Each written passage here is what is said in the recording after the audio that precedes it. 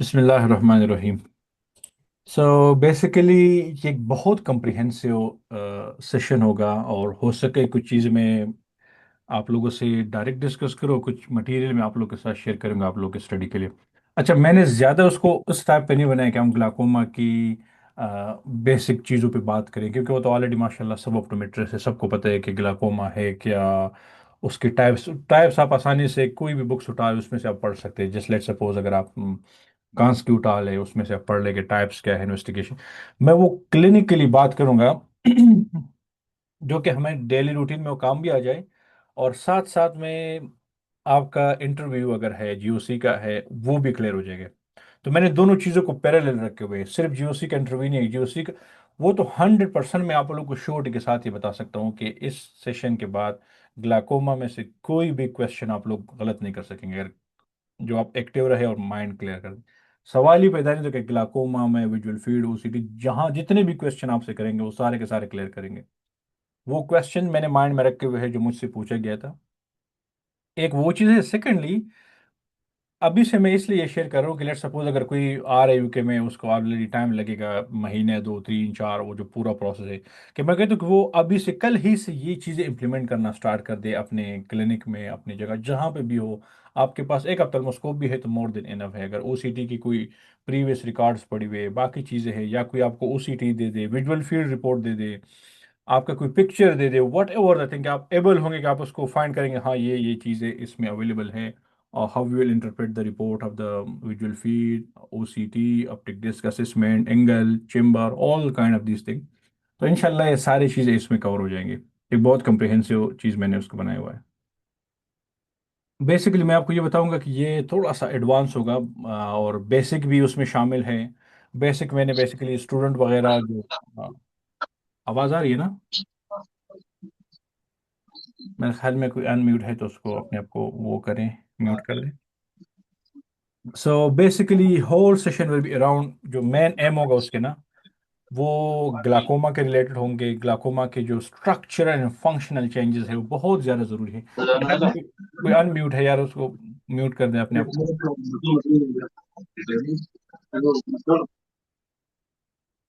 ठीक है, तो इस चीज़ पे हम थोड़ा से वो डिस्कशन करेंगे। फिर ग्लाकोमा के जो क्लासिफिकेशन पे मैं ज़्यादा बात नहीं करूंगा, क्योंकि वो आप लोग सबको पता है, बस मैंने एक जस्ट उसको टच करना है इस एरिया को।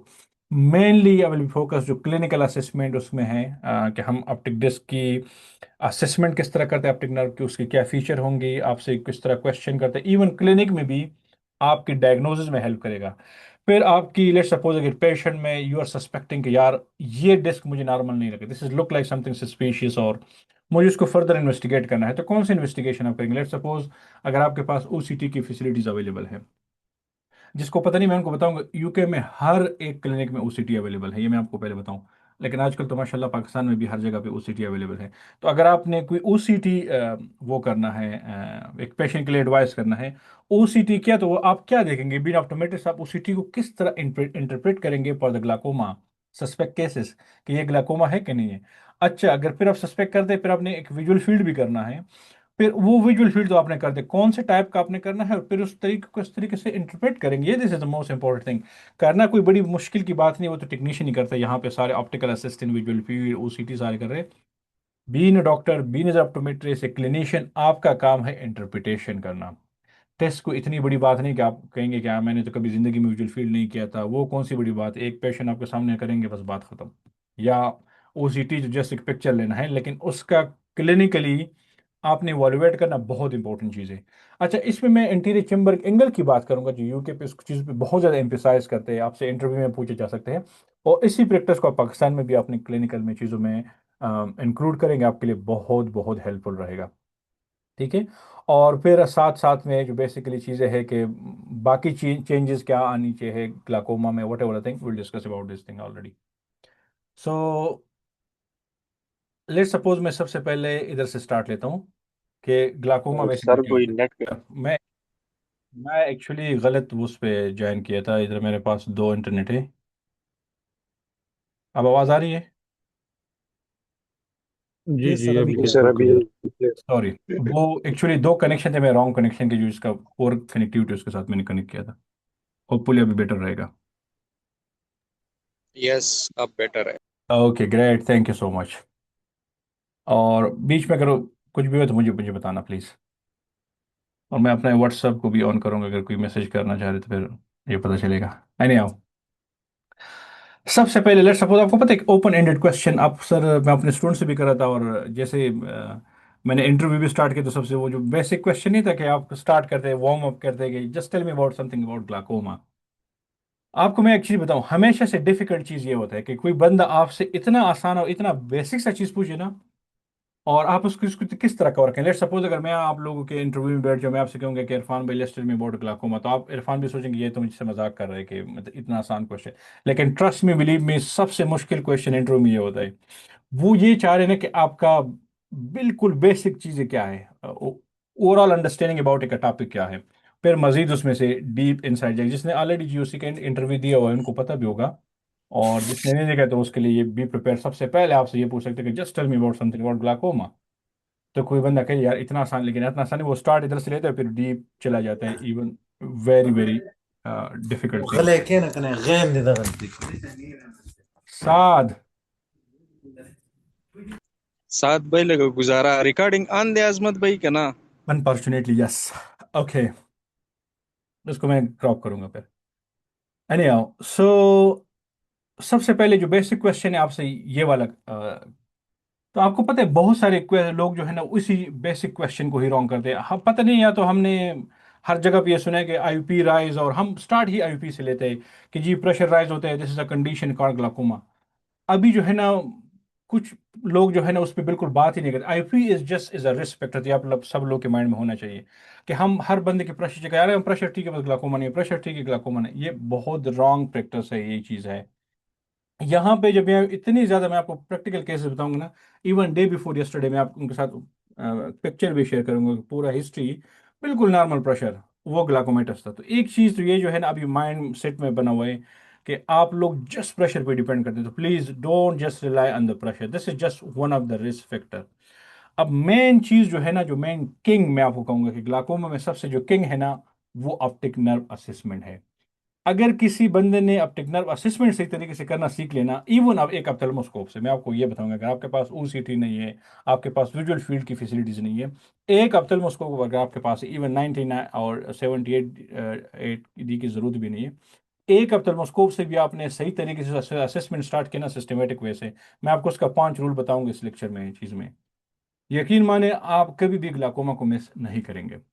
सबसे पहले जब आपसे पूछे कि ग्लाकोमा क्या है, तो याद रखें glaucoma is two kind of thing, कि this is a structural and functional damaging happen into the your optic nerve. ठीक है, ऑप्टिक नर्व आप सिंपल आसानी से उसको समझा सकते हैं कि इस is what one of the chronic condition. एक जाहिर बात है कि न्यूरोपैथी इस टाइप का है, एक प्रोग्रेसिव है, जिसमें रेटिनल गैंग्लियन सेल वो इवेंचुअली डैमेज हो रहे हैं, जिसकी वजह से स्ट्रक्चरल एंड फंक्शनल डैमेजेस आ रहे हैं।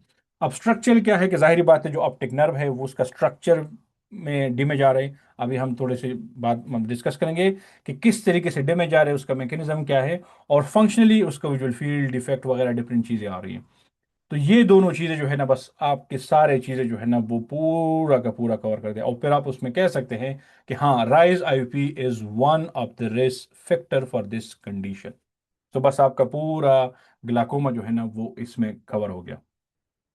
अब आज इसमें थोड़े से मैं आपको बताऊंगा कि ये लिखा है कि आईयूपी इज द ओन। आपसे ये क्वेश्चन भी पूछे जैसे वैसे माइंड में भी आ सकते हैं, लेट सपोज मैं आप लोग सब लोगों से पूछूं कि वो कौन सा फैक्टर है ग्लाकोमा में जिसको हम चेंज कर सकते हैं। देखिए अब टिकनर को हम चेंज नहीं कर सकते, आ, इसके जो एक गिंगलियान सेल है किसी भी चीज को हम चेंज नहीं कर सकते। हाँ लेकिन एक फैक्टर है जिसको हम आसानी से मॉडिफाई कर सकते हैं, वो है इंट्राकुलर प्रेशर। यही है पूरा ग्लाकोमा का मैनेजमेंट जो है ना, वो इसी एक मॉडिफाइल फैक्टर जो है ना, मॉडिफाइबल फैक्टर, इसी के अराउंड आप जितने भी ट्रीटमेंट देंगे, प्रेशर है, ड्रॉप्स है, आप ड्रॉप्स दे रहे हैं प्रेशर कंट्रोल करने के लिए, आप लेजर कर रहे हैं प्रेशर कंट्रोल करने के लिए, सर्जरी कर रहे हैं प्रेशर कंट्रोल करें, so this is the only thing which we can change, remaining we can not change anything in the glaucoma. So इसलिए ये हमारा पॉइंट ऑफ इंटरेस्ट ज्यादा बन गया जब हम ग्लाकोमा की बात कर रहे हैं। सिर्फ ये बात याद रखें। वैसे मैंने एक इधर एक स्पेसिफिक चीज दिया हुआ है ग्लाकोमा का, लेकिन मैं अभी इस डिस्कस नहीं करूंगा कि what is mean by horizontal respect and vertical, थोड़ा सा आगे जाकर मैं उसको एक्सप्लेन करूंगा। सो ये हो गया ग्लाकोमा के बेसिकली क्या है कि जिसमें structural in functional changes basically retina ganglion cell का आ रहे हैं। स्ट्रक्चर मैंने आपको बताया कि क्या होते हैं और फंक्शनल क्या होता है कि आपकी विजुअल फील्ड डिफेक्ट और ये सारी चीज़ें।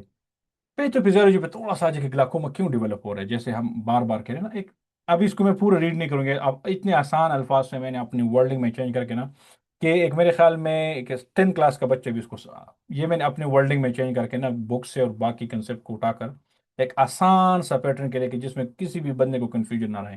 या आप स्टडी करेंगे यकीन माने आपका इतना कंसेप्ट क्लियर हो जाएगा ना कि पूछने की जरूरत नहीं कि पैथोफिजियोलॉजी बेसिकली ग्लाकोमा का क्या है। ठीक है। तो एक इंपॉर्टेंट कंसेप्ट आप याद रखिए कि जब हम ग्लाकोमा भी डिस्कस करेंगे तो पूरा हम ऑप्टिक नर्व हेड की बात करें। अभी बेसिकली ऑप्टिक नर्व हेड क्या है, आपके रेटिना में जितने भी गैंग्लियन सेल है वो गैंग्लियन सेल से एक्सान निकलते हैं, और वो सारे के सारे एक्सान जो है ना वो ऑप्टिक नर्व जहां पे जमा होते हैं और वहां से आई बाल से निकल रहे हैं। वो एक पॉइंट, आप एक कॉमन पॉइंट जो है जहां पे सारे के सारे एक्सान ऑफ द गैंग्लियन सेल जमा होते हैं ऑप्टिक नर्व हेड बनाते हैं। सिंपल। और स्क्लीरा में से जहां से पास हो रही जिसको लेमिना क्रिब्रोसा कहते हैं, लेमिना क्रिब्रोसा कहेंगे कि जाल है जिससे सारे ऑप्टिक नर्व जो है ना इसका एग्जान जो है ना, सॉरी एग्जान, वो सारे एग्जान बाहर निकल रहे हैं। सो ये कंसेप्ट आपका क्लियर हो गया। अब सेकंड क्वेश्चन ये आ रहा है ना कि जब आईयूपी अगर बढ़ रहा है, इंक्रीज हो रहा है, इसका प्रेशर ज्यादा हो रहा है, तो ये बेसिकली इस पॉइंट को क्यों टच कर रहे हैं। So it's very simple. आप खुद सोचे कि रूम में है, आप पानी भर रहे हैं उसको, लेट्स सपोज एक हवा है या एक पानी है, वट एवर थिंग, तो वो एक जगह से निकलने की कोशिश करे जो सबसे वीक पॉइंट होगा। तो आप अगर ओवरऑल आई बाल देखें तो ओवरऑल आई बाल स्क्लीरा और cornea very stiff structure in the eye ball, जिससे किसी भी जरिए से आप चीज़ों को जो है ना वो बाहर नहीं कर सकते। आप जरा देखें बैक साइड पे ऑप्टिक नर्व वाला एरिया जहां पे लिम्ना क्रिब्रोजा पड़ा हुआ है, जिसमें ऑलरेडी इतने ज्यादा परपोरेटेड स्ट्रक्चर है। So this is a weak point. So इतने इसलिए जितना भी प्रेशर बिल्ट हो रहा है ना वो सारा का प्रेशर जो है ना उसका इफेक्ट बैकवर्ड जा रहे हैं। एक बात याद रखें। और स्पेसिफिकली जो लेमिना क्रिब्रोजा एरिया है जो जहां से एग्जान निकल रहे, उस एरिया को डैमेज करने की कोशिश करें। तो this is point of interest in the whole glaucoma story. अच्छा, अब ये किस तरह डेवलप हो रहे हैं इसके लिए पाथवे आपने याद रखिए। ये देखें ये सारे एग्जाम से जा रहे हैं, मैंने ऑलरेडी एक्सप्लेन किया, आई am not going detail this kind of thing. ये कि जितना भी प्रेशर बिल्ट होने हैं वो बैकवर्ड आपके ऑप्टिक नर्व हेड की तरफ डेवलप हो रहे हैं। अब यहाँ पे आ जाए ये वाला इंटरेस्टिंग, ये वाला है। देखिए अब प्रेशर डेवलप हो रहे हैं, प्रेशर डेवलप होने की वजह से आपका पूरा प्रेशर एग्जान पे आ रहे हैं। अब एग्जान का जो डैमेज है ना कि एग्जान किस तरह डेवलप है इसके मैंने अच्छा सा एक्सप्लेन किया, मैं सिर्फ इस पिक्चर को एक्सप्लेन करूंगा, बाकी आप रीड करेंगे तो सारा का सारा चीज़ें क्लियर होंगे। एग्जान बेसिकली क्या है, ये एक पूरा गैंग्लियन सेल आपके, और ये गैंग्लियन सेल जो है, सॉरी ये वाला आपके रेटिना में मौजूद है। ये गैंग्लियन सेल आपका कनेक्शन बना रहा है ब्रेन के साथ। सो रेटिना में गैंग्लियन सेल और उसका जो एक्सॉन टर्मिनल जहां पे खत्म हुआ है वो लेटरल जेनिकुलेट बॉडी में खत्म है। मेरे ख्याल में सब लोगों को विजुअल पाथवे पता है कि गैंग्लियन सेल उसका एक्सॉन यहां से स्टार्ट हो रहे, सीधा जा रहे लेटरल जेनिकुलेट बॉडी जो कि थैलेमस में पार्ट होता है। And some fibre also go to the mid brain जो विजुअल रिफ्लेक्सेस कैरी करते हैं। अब आपका आई और ब्रेन आपस में कम्युनिकेट कर रहे हैं, इसलिए कहते हैं ना कि I basically is the part of the brain. अगर आपने जिसने अकुलर एम्ब्रियोलॉजी पढ़ा होगा तो हमको पता होगा कि बेसिकली आई जो है ना ये एक ब्रेन की एक प्रोट्रूजन है outside the world. So eye is basically the part of the brain. So eye and brain continuously talking with each other. So कुछ सिग्नल जो है ना वो आई से ब्रेन की तरफ जा रही है, वो एक्सान कैरी करे, गैंग्लियन सेल का जो एक्सान है उसको कैरी कर रहे हैं, इंफॉर्मेशन को लेकर जा रहे हैं। और कुछ इंफॉर्मेशन ब्रेन जो है ना वो आपकी आई को भेज रहे हैं। अब यहां से जो इन्फॉर्मेशन जा रहा है वो सबको पता है कि विजुअल सिग्नल जो है वो ब्रेन की तरफ जा रही है। अब लेकिन ब्रेन से जो इन्फॉर्मेशन आ रही है गैंग्लियन सेल के लिए वो ज्यादातर प्रोटेक्टिव मैकेनिज्म है। प्रोटेक्टिव मैकेनिज्म मीन कि इसका प्रोटेक्शन का, उसका एनर्जी का, उसका पूरा एक एक्सोप्लाज्मिक ट्रांसपोर्ट जिसको हम कहते हैं वो पूरा का पूरा जिम्मेदारी है कि ब्रेन का है। तो इसलिए इसमें दो पाथवे हैं, मैंने उसका जिक्र भी किया और आप फिर तो उसको थोड़ा सा पढ़ ले भी। एक होता है ना एंटीरोग्रेड ट्रांसपोर्ट के जिसमें गैंग्लियन सेल से मैसेज आपके ब्रेन की तरफ जा रहे हैं, और वो क्या कैरी कर रहे हैं, सिग्नल सेंड कर रहे हैं ब्रेन की तरफ। लेकिन जो रेट्रोग्रेड ट्रांसपोर्ट है, this is very very important. अब जो रेट्रोग्रेड है मतलब वापस डायरेक्शन में आ रहे हैं, वो आपकी ब्रेन से गैंग्लियन सेल की तरफ आ रहे हैं, उसको एक सिग्नल दे रहे हैं। ठीक है। वो सिग्नल क्या है, in the form of neurotrophic hormone, in the form of the growth factor, कि आप अच्छा मेरे बच्चे हेल्दी रहे, ये ले ले आपका फूड, ये ले ले ये सिग्नल।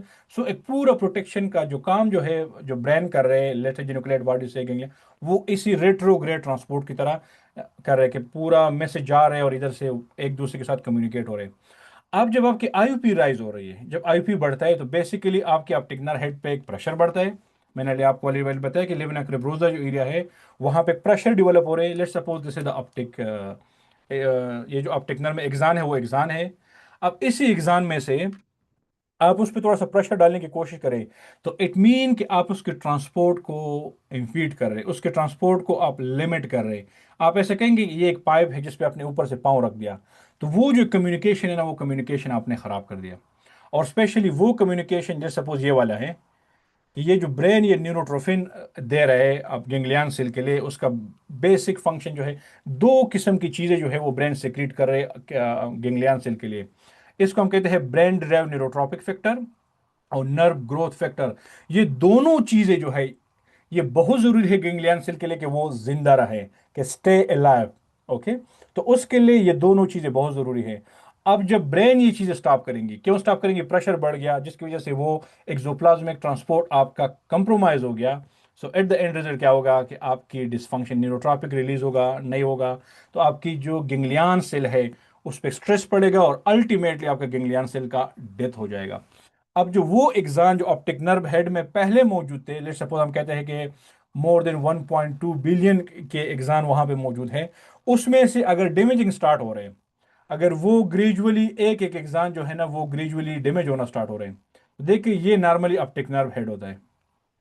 ये पूरा रिम नहीं, पूरा रिम, इसमें से सारे के हर डायरेक्शन से आपके एग्जाम आए हुए हैं, हर डायरेक्शन से एग्जाम आए हुए हैं, इधर से जा रहे हैं बैक साइड पे।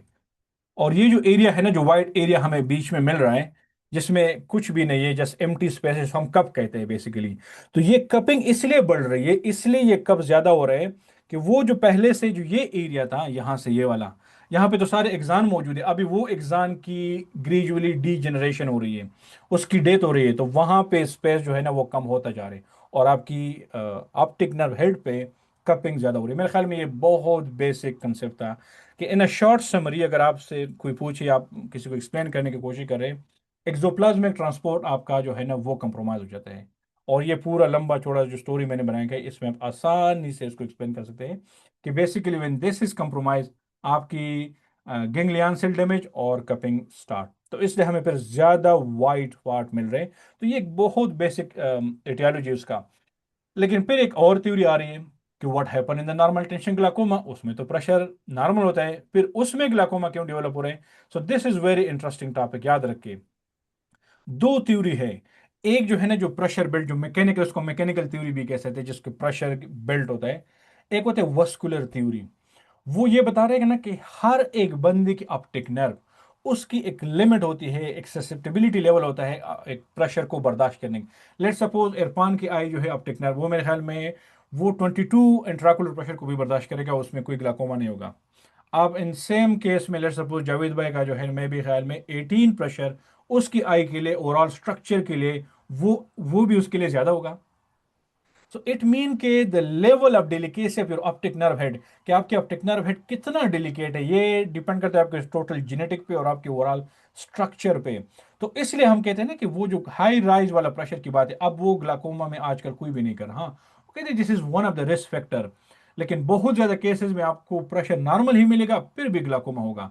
तो उस केस में ये डिस्कस करते हैं ना कि किसी भी वजह से आपकी ऑप्टिक नर्व हेड की जो वस्कुलर चीजें हैं, जो ब्लड सप्लाई है, वो किसी वजह से आपकी वो सप्लाई कम हो जाए। अगर आप इस सप्लाई कम हो जाए, जिसकी वजह से जाहिर बात है एग्जाम उन सब चीज़ों को एनर्जी चाहिए, उसके लिए ऑक्सीजन न्यूट्रिएंट चाहिए, वो न्यूट्रिएंट ऑक्सीजन चीज़ें कम हो जाएंगी, तो आपकी नर्व की डैमेजिंग स्टार्ट हो जा रही है। सो वंस अगेन हम कुछ भी चेंज नहीं कर सकते, उसका प्रेशर ऑलरेडी नॉर्मल है, लेकिन फिर भी हम चाह रहे हैं कि ये प्रेशर अभी 18 जो है, नहीं, ये 18 प्रेशर अभी इन आई के लिए भी हाई है, तो फिर भी हम आई ड्रॉप्स या लेजर में थोड़ा सा जाकर उसके डिटेल बताऊंगा कि क्या क्या ट्रीटमेंट हम कर सकते हैं। तो उसमें भी हम प्रेशर को लोअर करने की कोई, क्योंकि एक ही चीज स्टार्ट में मैंने बोल दिया कि एक ही चीज हमारे पास है जिसको हम चेंज कर सकते हैं, वो इंट्राकुलर प्रेशर है। तो हमें पता चल गया कि यार इस बंदे में तो प्रेशर नॉर्मल है, फिर भी उसमें ग्लाकोमा है, जिसको हम नॉर्मल टेंशन ग्लाकोमा बोलते हैं। तो हम उसको आसानी से फिर भी मैनेज कर सकते हैं बाय लोअरिंग द प्रेशर। तो नॉर्मल टेंशन ग्लाकोमा में याद रखें कि नॉर्मल रेंज जो प्रेशर है ना, वो भी उसके लिए हाई होता है, इसलिए इससे भी उनका डैमेज हो रहे हैं, तो वो भी हम लो करेंगे, और जो जिसका प्रेशर ऑलरेडी हाई है वो तो हम डेफिनेटली लो करेंगे। So this is very basic concept. और इसको मैंने मेरे ख्याल में इधर से बहुत डिटेल में एक्सप्लेन किया, आप थोड़ा सा उसको रीड करेंगे तो आपको मज़ा आएगा। ठीक है, ये पूरे पाथवे को है। और ये इसलिए मैं मज़ीद डिटेल पे नहीं जा रहा क्योंकि ये बच्चों वाला चीज़ है और फिर हम उसमें लगे रहेंगे तो मज़ा नहीं आएगा। जो मेन चीज़ ये ऑलरेडी मैंने एक्सप्लेन किया कि लेमिना क्रिब्रोज और ईच एंड एवरीथिंग। अब यहाँ से आ जाए इंटरेस्टिंग चीज़ स्टार्ट हो रही है। अब let's talk about quickly. Again इसको मैं क्विकली ही एक्सप्लेन करूंगा, और जो मेन चीज़ें हैं उसकी तरफ मैं जा रहा हूँ। रिस्क फैक्टर क्या है? This is the very very favourite question आप जीओसी इंटरव्यू का। अब ये भी बहुत आसान क्वेश्चन है अगर मुझसे पूछे। इवन यहाँ से प्री रेज में भी जब हम आ रहे हैं तो जब इससे सलाते हैं तो Azmat just tell me about the risk factor of glaucoma. वो आपकी ये अंडरस्टैंडिंग चेक कर रहे हैं कि क्या आपको पता है कि रिस्क, अगर आपको रिस्क फैक्टर का पता है तो आप उसमें थोड़ा सा ज्यादा कॉन्शियस लेंगे। लेट्स सपोज मेरे पास पेशेंट ए आ गया और जब मैं उससे हिस्ट्री ले रहा हूँ, उसका एज और इसका उसकी जो रिफ्रैक्टिव एरर है इतना ज़्यादा नहीं है, family history glaucoma what ever nothing, everything 6/5, family history, general health, overall. Second जो है ना पेशेंट भी है, उसका प्रेशर सपोज हाई मायोप भी है, उसकी फैमिली हिस्ट्री जो है ब्रदर या फादर मदर उसकी फैमिली में ग्लाकोमा भी आ रहे हैं, ठीक है, उसकी एज भी 40 से सब। तो आप ये देखिए ये बी वाला something quite different profile from the ए। तो इसलिए मुझे ज्यादा सा वो ध्यान देना अच्छा, हाई मायोप है, okay, then is one of the risk factor. Family history of glaucoma another risk factor, age is another risk factor. तो वो इसलिए आपसे ये पूछ रहे हैं ना कि ये तो बेसिक क्वेश्चन है, लेकिन अगर आपको एक चीज का रिस्क फैक्टर पता हो तो आप उसमें थोड़ा सा अपने एग्जामिनेशन वेरी केयरफुल करेंगे। लेट्स सपोज अगर बंदा आ गया, लेट्स सपोज 20 ईयर का, young, nothing, no refractive error, मैं जस्ट उसका एक डेस्क देखो बस, बात खत्म, गो, कोई मसला नहीं। अगर ये 40 ईयर का बंदा, 45 ईयर का बंदा, high myo, family history of glaucoma, already family history मुझे हिस्ट्री से पता चल गया, then I will take some more extra care कि मुझे आर्टिक बहुत गौर से देखना है, मुझे उसका ओसीटी थोड़ा डिटेल से देखना है, और may I need the visual field for this patient और नो। सो इसलिए रिस्क फैक्टर आपसे पूछे जा सकते हैं। ओवरऑल भी जब आप क्लिनिक में बैठे हैं, आपके पेशेंट आ रहे हैं, तो एटलीस्ट आपको पता होना चाहिए कि इस पेशेंट में कोई रिस्क फैक्टर है कि नहीं। वो कौन कौन से रिस्क फैक्टर है? सबसे पहले एज देखें। जाहिर बात है जो आप एज 40 से ऊपर चले जाते हैं तो रिस्क फैक्टर खुद आ जाए। उसका सिंपल रीजन ये है कि आपकी जो पाथवे है ना, जो ट्रिबेकुलर मेशवर्क वगैरह, वो with the age, with the passage of time जो है ना, वो उसकी जो फोर्स वगैरह, जो पूरा पैथोफिजियोलॉजी है कि वो थोड़ा सा इम्पीड होता है, उसका थोड़ा सा कंप्रोमाइज हो जाता है, जिसकी वजह से प्रेशर बिल्ड होता है। One of the risk factor IUP. देखिए IUP just is a risk factor. एक बंदा है जिसका परसिस्टेंट प्रेशर ज्यादा आ रहा है, तो this is also one of the risk factor. हो सकता है कि अभी ये यंग है, लेटर ऑन मे बी ये डेवलप द ग्लाकोमा। और very very important thing is the family history of glaucoma. किसी का फैमिली हिस्ट्री ग्लाकोमा है, किसी सिबलिंग में, किसी पेरेंट्स में ग्लाकोमा है, तो keep one thing in the mind कि उसको अपने थोड़ा सा गौर से देखना है। Ethnicity is very important thing. आपको ऑलरेडी पता होगा कि स्पेशली अफ्रीकन पीपल और ये टाइप के जो पीपल है जिसमें ग्लाकोमा का चांसेस बहुत ज़्यादा है as compare to other national. फिर अगर टाइप्स की बात करें, जैसे हमारे एरिया के जो एशियन लोग हैं और चाइनीज़ वगैरह, उन लोगों में क्लोजर एंगल की चांसेस ज़्यादा है एज़ कम्पेयर टू ओपन। मैं उसकी तरफ ज़्यादा डिटेल पे नहीं जाऊँगा, लेकिन आपको थोड़ा सा आइडिया होनी चाहिए कि इथनिसिटी का भी एक रोल होता है। तो आपके माइंड में फिर लेट्स सपोज अगर आपके क्लिनिक में चाइनीज़ आ रहे हैं, वो एज 40 है उसका एज, तो माइंड में याद रखिए this something we need to be more conscious about this one. अच्छा, सेंट्रल कॉर्नियल थिकनेस, उस पर मैं थोड़ा सा डिटेल से बात करूंगा। रेस्ट ऑफ द चीज़ें अभी लेक्चर में मैंने चार्ट भी रहा है। This is again one of the very important factor. और मैं आजकल तो इसलिए मैं अगर एफआईओ का कोई बंदा उसमें से, क्योंकि एफआईओ के काफ़ी ज़्यादा स्टूडेंट ने हमें ज्वाइन किया आज एक सेशन में, पेशावर से, लाहौर से, इस्लामाबाद से, क्योंकि आजकल एक लेज़र प्रोसीजर बहुत आम हो चुका है, और स्पेशली एफआईओ की जो टीम है डूइंग ग्रेट जॉब। स्पेशली आजकल के दौर में आपकी रिफ्रैक्टिव एरर की वजह से आपकी सेंट्रल कॉर्नियल थिकनेस इफेक्ट हो रही है। तो keep one thing in the mind. अभी मैं इस पर ज़्यादा डिस्कस नहीं करूँ क्योंकि just give me a minute, मैं इस पर बात करूंगा। लेकिन सेंट्रल कॉर्नियल थिकनेस आजकल लेट सपोज बहुत सारे लोगों की कम आ गई जिससे रिफ्रैक्टिव एरर की सर्जरी की वजह से, और उसका प्रेशर आपको नॉर्मल मिल रहा है, और रियलिटी में वो बढ़ गया है क्योंकि रिड्यूस कॉर्नियल थिकनेस आपको एक फॉल्स रिड्यूस प्रेशर मिल रहा है। तो उस पर मैं थोड़ा सा ज़्यादा बात करूंगा, अभी मैंने उसको डिटेल में डाला हुआ है। अच्छा, आपकी risk factor myope as a risk factor, और आपकी कोई सिस्टेमिक डिजीज अगर है, वस्कुलर डिजीज, या प्रीवियस अगर वो स्टीराइड यूज करता है, उसका retina ischemia, whatever the previous incident happened. So all these things आपके एक रिस्क फैक्टर में, अगर आप अपने एग्जामिनर को आप बताए ड्यूरिंग इंटरव्यू में, उनको बताए कि ये सारी चीज़ रिस्क फैक्टर है, मेरे ख्याल में वो आपसे ज़्यादा मजीद क्वेश्चंस पे नहीं करेंगे। अब ये सिर्फ अगेन वंस अगेन ये हमारे सिर्फ इंटरव्यू के लिए ज़रूरी नहीं है। क्लिनिक में एक चेयर पे बैठकर आप एक पेशेंट को असेस करें तो आपने सारे फैक्टर जो है ना माइंड में रखना है। Is is the risk factor, is any risk factor of glaucoma is present और नॉट प्रेजेंट। आपने हिस्ट्री लिया, सब कुछ क्लियर हो गया।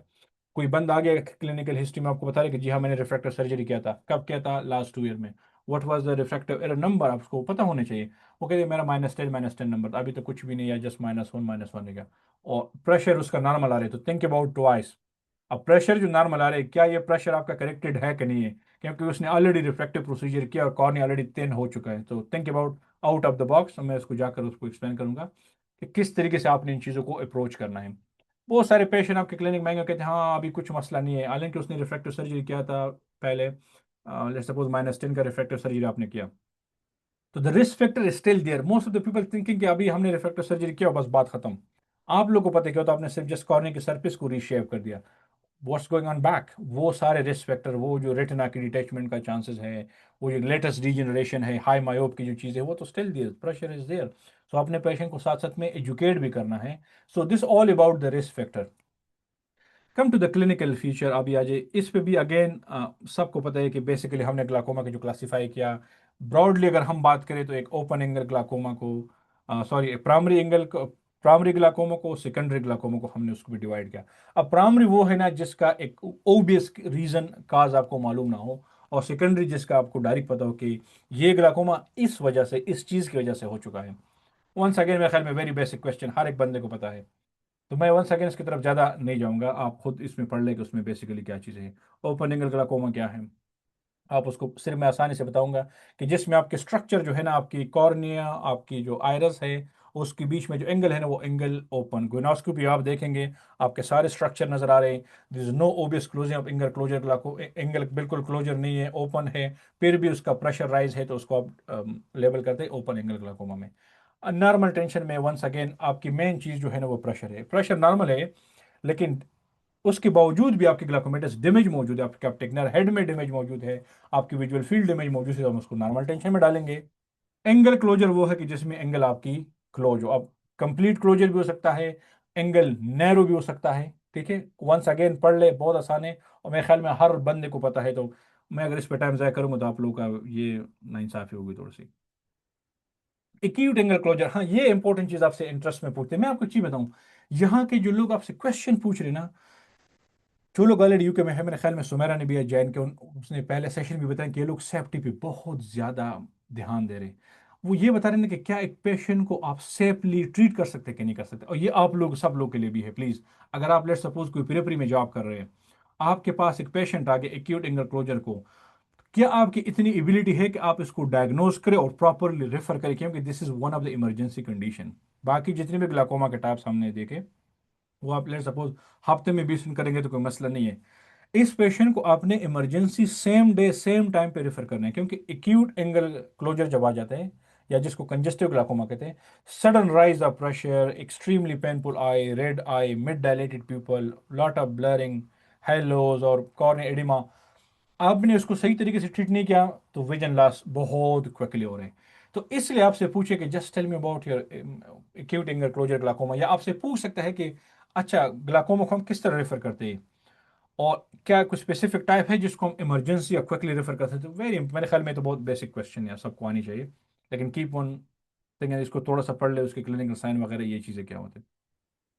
इंटरमीडिएट एंगल क्लोजर कभी कभार हो जाती है, ये अक्सर मेडिकेशन के, स्पेशली सेंट्रल नर्वस सिस्टम की कोई मेडिकेशन ले रहे, उसके आईपी में कभी कभार फ्लक्चुएशन आता है जब आप क्लिनिक में चेक करते हैं, तो इसलिए आईपी का टाइम मेंशन करना बहुत ज़रूरी है। जब भी क्लिनिक में पेशेंट आते हैं उसका आईपी लिया जाता है, तो साथ में हम टाइम भी मैयर करते हैं। अगर आपको लग रहा है कि there is some episode of intermediate things, तो बेटर है कि आप डे में, मॉर्निंग, आफ्टरनून और इवनिंग में उसका प्रेशर ले ले, और फिर उसमें देखे वेरिएशन, जो डायरनल वेरिएशन है वो आप चेक कर सकते हैं उसमें।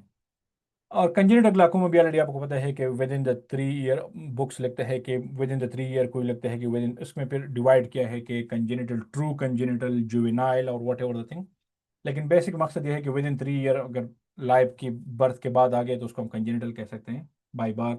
ये भी एक इंपॉर्टेंट चीज़ है कि आप प्रॉपरली डायग्नोज करें कि उसमें क्या क्या सिम्टम होंगे, सिम्टम नहीं सॉरी साइन, क्योंकि बच्चे तो आपको सिम्टम नहीं बता सकते, लेकिन HVAD ज़्यादा, हाफ कॉर्निया का एडिमा वगैरह, तो आपने बच्चे को बाहर से देख लिया एवरीथिंग।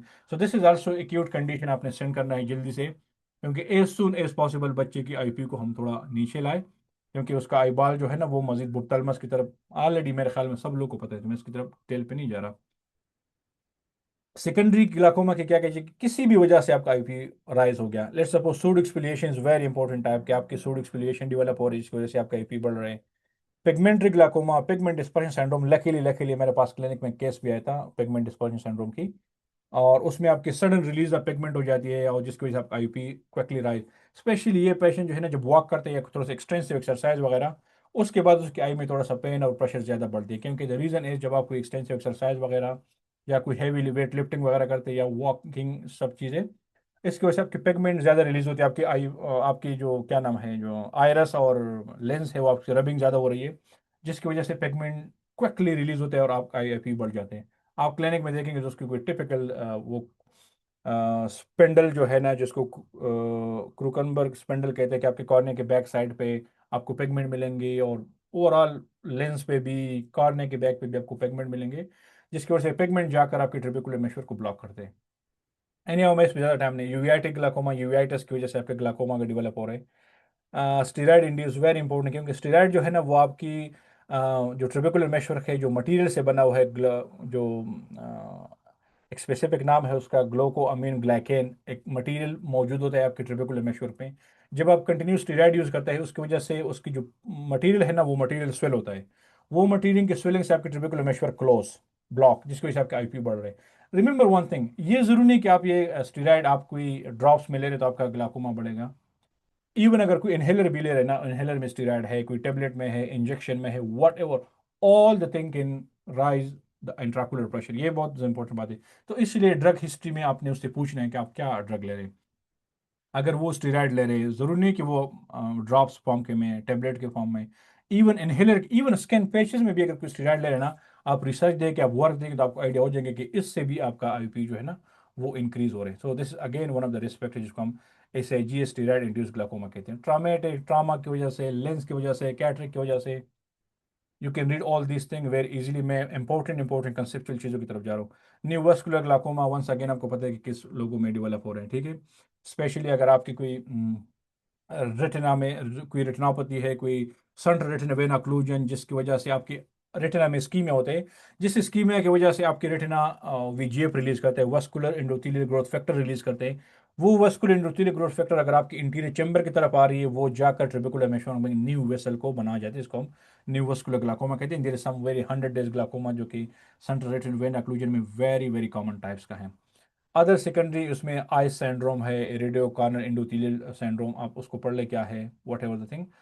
यहाँ से क्लिनिकल असेसमेंट अभी देखें, हमने जितनी भी टाइप्स पढ़ लिया ना, ये इसमें मैंने इसलिए ज़्यादा टाइम ले लिया क्योंकि इसमें तो पूरा ग्लाकोमा का कांस्की में पूरा चैप्टर लिखा हुआ है, तो वो चैप्टर तो मैं भी पूरा का पूरा कवर नहीं कर सकता। मेरे ख्याल में वो सब लोग को ऑलरेडी पता है यहाँ पे, इस लेवल पे सब लोगों को पता है कि बेसिक ग्लाकोमा टाइप्स और उसकी क्लिनिकल फीचर क्या है।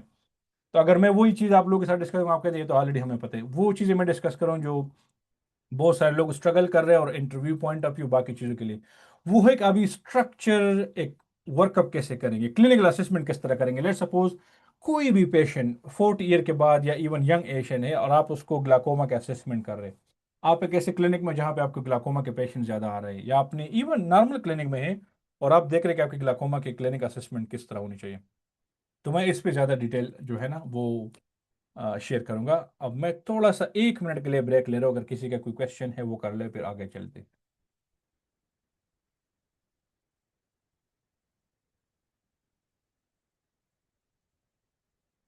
सप्ताह किसी का कोई क्वेश्चन आया कि नहीं? सर क्वेश्चन ऐसे डायरेक्टली पूछ सकते हैं सब तो बगैर। Yes yes yes yes.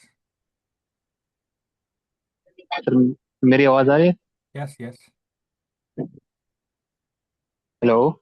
Yes yes, आ रही आवाज़ अच्छा आ सर, रही। क्वेश्चन ये था कि आप ये चीज आगे डिस्कस करेंगे कॉर्नियल थिकनेस वाला के इसकी वजह से क्यों डेवलप होती है कि नहीं? यस यस, अभी आ रहे हैं, उसमें मैंने डाला ओके हुआ ओके, थैंक यू। है। आजमत एनीथिंग? भाई, एक यस। क्वेश्चन है। जी जी। ये जो आपने कहा कि स्ट्रक्चरल और फंक्शनल चेंजेस जो है, हम ये इसमें ये ऐड कर सकते हैं कि irreversible structural functional changes in अपने। एब्सोल्युटली एब्सोल्युटली, ये तो बहुत इंपॉर्टेंट चीज़ है ना कि इस टाइप ऑफ डैमेज को आप रिवर्स, लेट सपोज अगर कोई कहते हैं कि मेरा ग्लाकोमा की वजह से विजन लॉस, तो वो तो इरिवर्सिबल होगा। This is the very important thing. और इसलिए मैंने कॉन्शियसली उसको नहीं, क्योंकि मेरे ख्याल में तो सबको पता होगा, लेकिन आपने हाईलाइट किया, अगर स्पेशली अगर जूनियर सेशन में बैठे हुए या कोई और, अगर आप अपने स्पेशली लेट्स सपोज इंट्रोडक्शन में इस टाइप का इंट्रोडक्शन ऐड करें जिसमें इरफान भाई ने कहा कि इरिवर्सिबल ये चीज़ें हो जाएंगे, तो मेरे ख्याल में आपने साफ, वो कहते हैं ना कि पूरे समंदर को आपने उसमें बंद कर दिया, तो this is a very important point, ये इरिवर्सिबल है। यस, एजाज भाई। अजमत भाई, ये इसमें कोई ऐसे क्वेश्चन आ सकता है कि मतलब what is the most prevalent और कॉमन टाइप? ये आपकी कंट्री के बारे में पूछ सकते हैं कि tell me about your country the most common type of glaucoma. All right. और primary open angle by the way सबसे ज्यादा कॉमन है। हाँ, वो तो बिल्कुल, वो हाँ, फिर इजी हो जाता है ना। Exactly. Anything else we can start. Yes sir. कोई क्वेश्चन नहीं सकते ना? नहीं ओके, सर, चैट में कोई क्वेश्चन नहीं था। Okay, great great. अभी आ जाए क्लिनिकल असेसमेंट में। क्लिनिकल ये भी ओपन एंडेड क्वेश्चन है कि how will approach your glaucoma patient. Number one, या अगर किसी का रिस्क फैक्टर है, आप उसको किस तरह अप्रोच करेंगे। सबसे पहले वंस अगेन मैं एक चीज़ बताऊंगा यार, मैं जब अपनी प्रैक्टिस, जब मैं पेशावर में था, मैं हैदराबाद में कम्प्लीट, मैं स्टूडेंट लाइफ में था, मैं एक टाइप का हिस्ट्री ले रहा था, उसके जब मैं कंपेयर करता हूँ आज की हिस्ट्री को, मैं कंपेयर करता हूँ, क्वाइट डिफरेंट चीज़ है। ये अभी मुझे जावेद को पता हो, क्योंकि हम सब क्लासमेट, तो जब पेशेंट में हाँ क्या वजह है, किस वजह से है, कि जी नज़र कमजोर है, अच्छा, दो तीन क्वेश्चन और बस बात खत्म। इसके अलावा हम कुछ भी नहीं ज़्यादा पूछ रहे, ये सब कुछ था। इवन हमारे पास सारे जो लोग डॉक्टर भी बैठे, सब दो क्वेश्चन, हाँ क्या है, खारश है जी, ओके, इधर रखो बस, ये देखो बात खत्म। ऐसा ही हमारा अप्रोच था।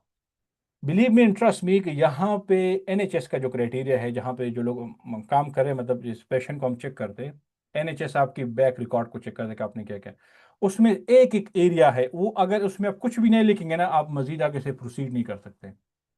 ये इसलिए है ना कि आप लोग इसमें बिल्कुल गुंजाइश ही नहीं छोड़ा कि आपको इससे इंपॉर्टेंट क्वेश्चन आप मिस करें। नंबर फर्स्ट, सबसे पहले आपने उसका हिस्ट्री लेना है। हिस्ट्री इसलिए मैं कहता हूँ बहुत इंपॉर्टेंट है। आपको पता है हमारा एक सेशन हो रहा था अभी रिसेंटली लंदन में, हमारा एक ट्रेनिंग हो रहा था स्पेक्सेवर का। वो हम इस पे ट्रेन कर रहे कि just on the basis of the history आपने डायग्नोज करना है। वो क्या था कि लेट सपोज मुझे एक कार्ड दिया था, लेट सपोज मैं एक पेशेंट था एक्यूट एंगल ग्लाकोमा का, और मैं आयु क्लिनिक में, मैं दूसरे ऑप्टोमेट्रिस्ट को बता रहा था कि मुझे ये मसला है। वो मुझसे मजीद क्वेश्चन करते थे, और फिर वो अपनी हिस्ट्री की बेस पे एनालिसिस करते कि what is my differential diagnosis. ठीक है। सो ये उसको ट्रेन करने का मकसद ये था ना कि आप हिस्ट्री को इतने अच्छी तरीके से ले कि before you starting the slate lame examination और बाकी इन्वेस्टिगेशन, कि आपको एटलीस्ट एक दो तीन डिफरेंशियल में पता चल गया। लेट सपोज मैं आ गया, मैं हेडेक के साथ आ गया, और मैं कहता यार फील हेडेक, और स्पेशली जब मैं कंप्यूटर पे वर्क कर देता हूँ, ज़्यादा नियर वर्क के लिए करता हूँ, और डिस्टेंस में हाँ ठीक है, लेकिन जब नीचे नीचे चीज़ जो है, कभी कभार मुझे फ्लोटिंग आ रहे हैं, मुझे ज़्यादा, तो एक चीज़ तो आपको पता होना चाहिए ना कि जब मैं एक्सप्लेन कर रहा हूँ आपको प्रॉब्लम, तो एक चीज़ आपके माइंड में है कि यार the problem is more in the near. अच्छा, डिस्टेंस में ठीक है, तो फिर आपने मजीद क्वेश्चन करना है कि हर टाइम होता है या at the end of the day, और मजीद इस तरीके से आप क्वेश्चन को मजीद डिग कर करके ना अपने क्वेश्चन खुद निकाल लें, क्योंकि आपके पास अगर नॉलेज हो कि आप क्वेश्चन क्यों, रेलिवेंट क्वेश्चन क्यों पूछ रहे हैं। तो इसलिए मैं कहता हूँ कि आपकी रेलिवेंट हिस्ट्री बहुत ज़्यादा ज़रूरी है। सबसे पहले सिम्टम, क्या किस सिम्टम के साथ आ रहे हैं, तो आपको पता होना चाहिए कि एक्यूट एंगल क्लोजर के अलावा बाकी कोई ग्लाकोमा जो है ना, उसमें ऐसे कोई खास सिम्टम नहीं है। वो बहुत एडवांस केसेस में आपको मिलेगा कि patient is bumping on the thing, उसको कोई साइड की चीज़ें नज़र नहीं आ रही। वो तो जब टनल विजन डेवलप होगा उसमें आपको पता चल जाएगा। उसके अलावा जो इनिशियल ग्लाकोमा उसमें कुछ भी नहीं है। हाँ, कुछ लोग माइल्ड कहते हैं, हाँ समटाइम माइल्ड हेड एक समथिंग, वो भी डिपेंड करते हैं फ्यू, आप कहेंगे कि फ्यू टाइप्स के पीपल में आपको हेडेक मिलेंगे, यूजुअली उसको हेडेक नहीं मिलते, तो वो बिल्कुल एसिम्टोमेटिक होते हैं। तो इसलिए सिम्टम आप जरा पूछ लिया कि सिम्टम कहते हैं हाँ नथिंग, जस्ट रूटीन चेकअप या मेरे ग्लासेस का प्रिस्क्रिप्शन वट एवर थिंग। फिर आपने उसकी फैमिली हिस्ट्री के बारे में पूछना है कि आपकी फैमिली में कोई ऐसा कोई कंडीशन था कि नहीं था, या आई रिलेटेड, शायद उनको ग्लाकोमा का आइडिया ना हो, जस्ट उनसे पूछे कि कोई ऐसे कोई हॉस्पिटल में कोई ट्रीटमेंट हो रहा था आपके पेरेंट्स में, बहन भाइयों में, इस तरीके से कोई उनके पास अगर कोई डॉक्यूमेंट है कि जी मेरे पेरेंट्स का कंडीशन था क्या था, तो वट एवर थिंग आप इन्फॉर्मेशन उनसे ले ले फैमिली की हिस्ट्री के बारे में। एज तो आपके सामने होंगे, दोबारा वंस अगेन इथनिसिटी आपके सामने है। मेडिसिन के बारे में जरूर पूछना है कि आप कोई मेडिसिन ले रहे हैं कि नहीं, कोई अर्थराइटिस है, कोई और कोई बीमारी है जिसके लिए आप कोई स्टेरॉइड ले रहे हैं, वट एवर द मेडिकेशन, तो please please take the medication. और ये मेडिकेशन मैं आपको एक लिस्ट सेंड करूंगा, वो मेडिकेशन जिसके ऑक्यूलर पे क्या इफेक्ट है। आपके अगर बाकी मेडिकेशन याद नहीं है तो वो खैर है, लेकिन हर वो मेडिकेशन जिसके आई पे डायरेक्ट इफेक्ट हो प्लीज आपको याद होनी चाहिए। ठीक है। तो इसलिए लेट्स सपोज अगर किसी को स्किन का प्रॉब्लम है, वो स्टेरॉइड ले रहे, कोई इनहेलर यूज कर रहे उसमें स्टेरॉइड है, लेट्स सपोज किसी को कोई और प्रॉब्लम है जिसको वजह से वो स्टेरॉइड ले रहे, प्रेडनिसोलोन उसके टेबलेट ले रहे, इन्फेक्शन है, कोई कोई वट एवर द इन्फेक्शन वगैरह, वो कोई और चीज़ें ले रही है तो मेडिकेशन, जाहिर बात है ट्रामा एक one of the risk factor, वो तो हमने पहले ही एक्सक्लूड करना है। Surgery is very very very important, कोई प्रीवियस अकुलर सर्जरी, जनरल भी आप ज़रूरी है, जनरल आपको थोड़ा सा हेल्प करेंगे अगर हार्ट रिलेटेड चीज़ें हैं तो वो आपके खैर रेटिनोपैथी में हेल्प करेंगे, वो किसी और टाइम हम डिस्कस करेंगे, लेकिन अकुलर सर्जरी पे ज़्यादा फोकस करें। उसके दो रीज़न है, एक जो मैंने आपको पहले बताया ना कि अगर कोई प्रोसीजर हो चुका है, लेट सपोज अगर रिफ्रैक्टिव सर्जरी हुआ है, तो आपने आईयूपी को एडजस्ट करना है। किस तरह आईयूपी को एडजस्ट करेंगे मैंने उसके स्लाइड डाले, उस पर मैं एक्सप्लेन करूंगा। उसकी रिस्क फैक्टर को आप एनालिसिस आसानी से कर सकते हैं। अगर मैंने पहले भी एग्जांपल दिया था कि अगर -10 मायो पेशेंट है और अभी उसने रिफ्रैक्टिव सर्जरी किया, what ever the procedure, think about. अगर -20 मायो था, उसने कोई एक्सट्रैक्शन किया हुआ है, क्लियर लेंस एक्सट्रैक्शन, आईओएल डाला हुआ है, थिंक अबाउट। क्योंकि आपने सारी चीज़ों को कोरिलेट करना है। Any inflammation in the fast, जैसे मैंने यूवेटाइटिस वगैरह किसी भी चीज़ का जिक्र किया, मेडिकेशन हो गया, सिस्टमिक यानी high blood pressure, diabetes, these all risk factor. तो इसी सीक्वेंस में हिस्ट्री, मेरे ख्याल में मैंने एक पेपर भी शेयर किया था ग्रुप में कि आपने एक पेशेंट से हिस्ट्री किस तरह लेने। अब ये मजे से हम नहीं लेके उसके बारे में पूछना चाह रहे कि हम why we are asking a lot of question. Patient से कहे कि I will ask a few question और ऑल दिस क्वेश्चन जो है वो इंपॉर्टेंट है, your all your eye health और जनरल हेल्थ, और ये मुझे डायग्नोसिस में थोड़ा हेल्प मिलेंगे। तो एक तो हिस्ट्री पे never ever compromise, believe me and trust me, अगर आपने सही तरीके से हिस्ट्री टेकिंग स्टार्ट किया, बहुत ज़्यादा चीज़ें आपको ऑन द टेबल ही पता चल जाएगा before we doing anything else. Start is a normal thing. Visual acuity, refraction, or pupil examination. Never ever miss all these kind of thing. और pupil examination पे ज़्यादा फोकस करें और रिफ्रैक्शन और what ever thing, आपको थोड़ा सा base line पता चल जाएगा। स्लिट लैम्प की जब आप एग्जामिनेशन करते हैं, सबसे पहले उसका इंटीरियर सेगमेंट, अभी मैं जाऊंगा इंटीरियर सेगमेंट एग्जामिनेशन पे डिटेल पे कि स्पेसिफिकली ग्लाकोमा में आपने क्या देखना है। फिर उसके बाद आपने आईयूपी लेना है, इंट्राकुलर प्रेशर, वो मैं अभी इसके जिक्र करूंगा in the end of the. और फिर उसके बाद जो है ना, बहुत इंपॉर्टेंट चीज़, अगर आपने angle assessment and OCT in visual field, तो ये एक पूरा अप्रोच है हमारे ग्लाकोमा के पेशेंट में हम किस तरह करेंगे। तो before you really start the other important thing, let's talk about some basic knowledge.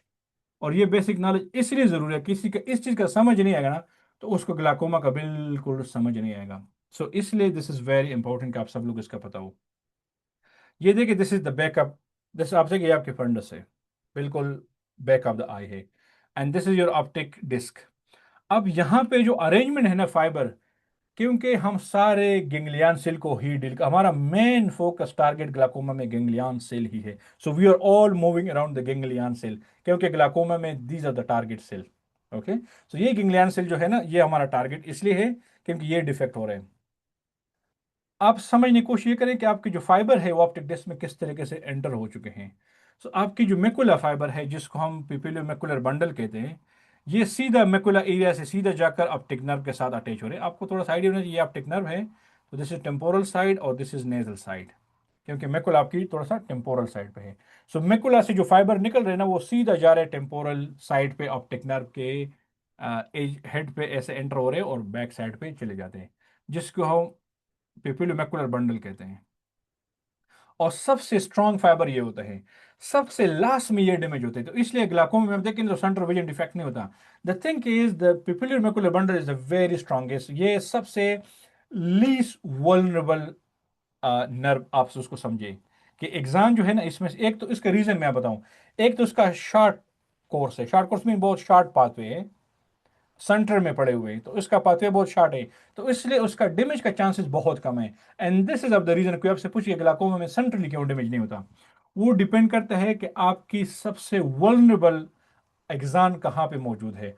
और सबसे जो लीस्ट वल्नरेबल जो चीज़ है ना, सॉरी, जो सबसे ज़्यादा ससेप्टेबल है, सबसे पहले डैमेज हो रहे हैं, वो आपकी ये सुपीरियर फाइबर जो यहाँ से आ रहे हुए मेकुला से ऊपर यहाँ पे एंटर हो रहे हैं, और आपके जो इंफीरियर फाइबर है ना, ये वाले।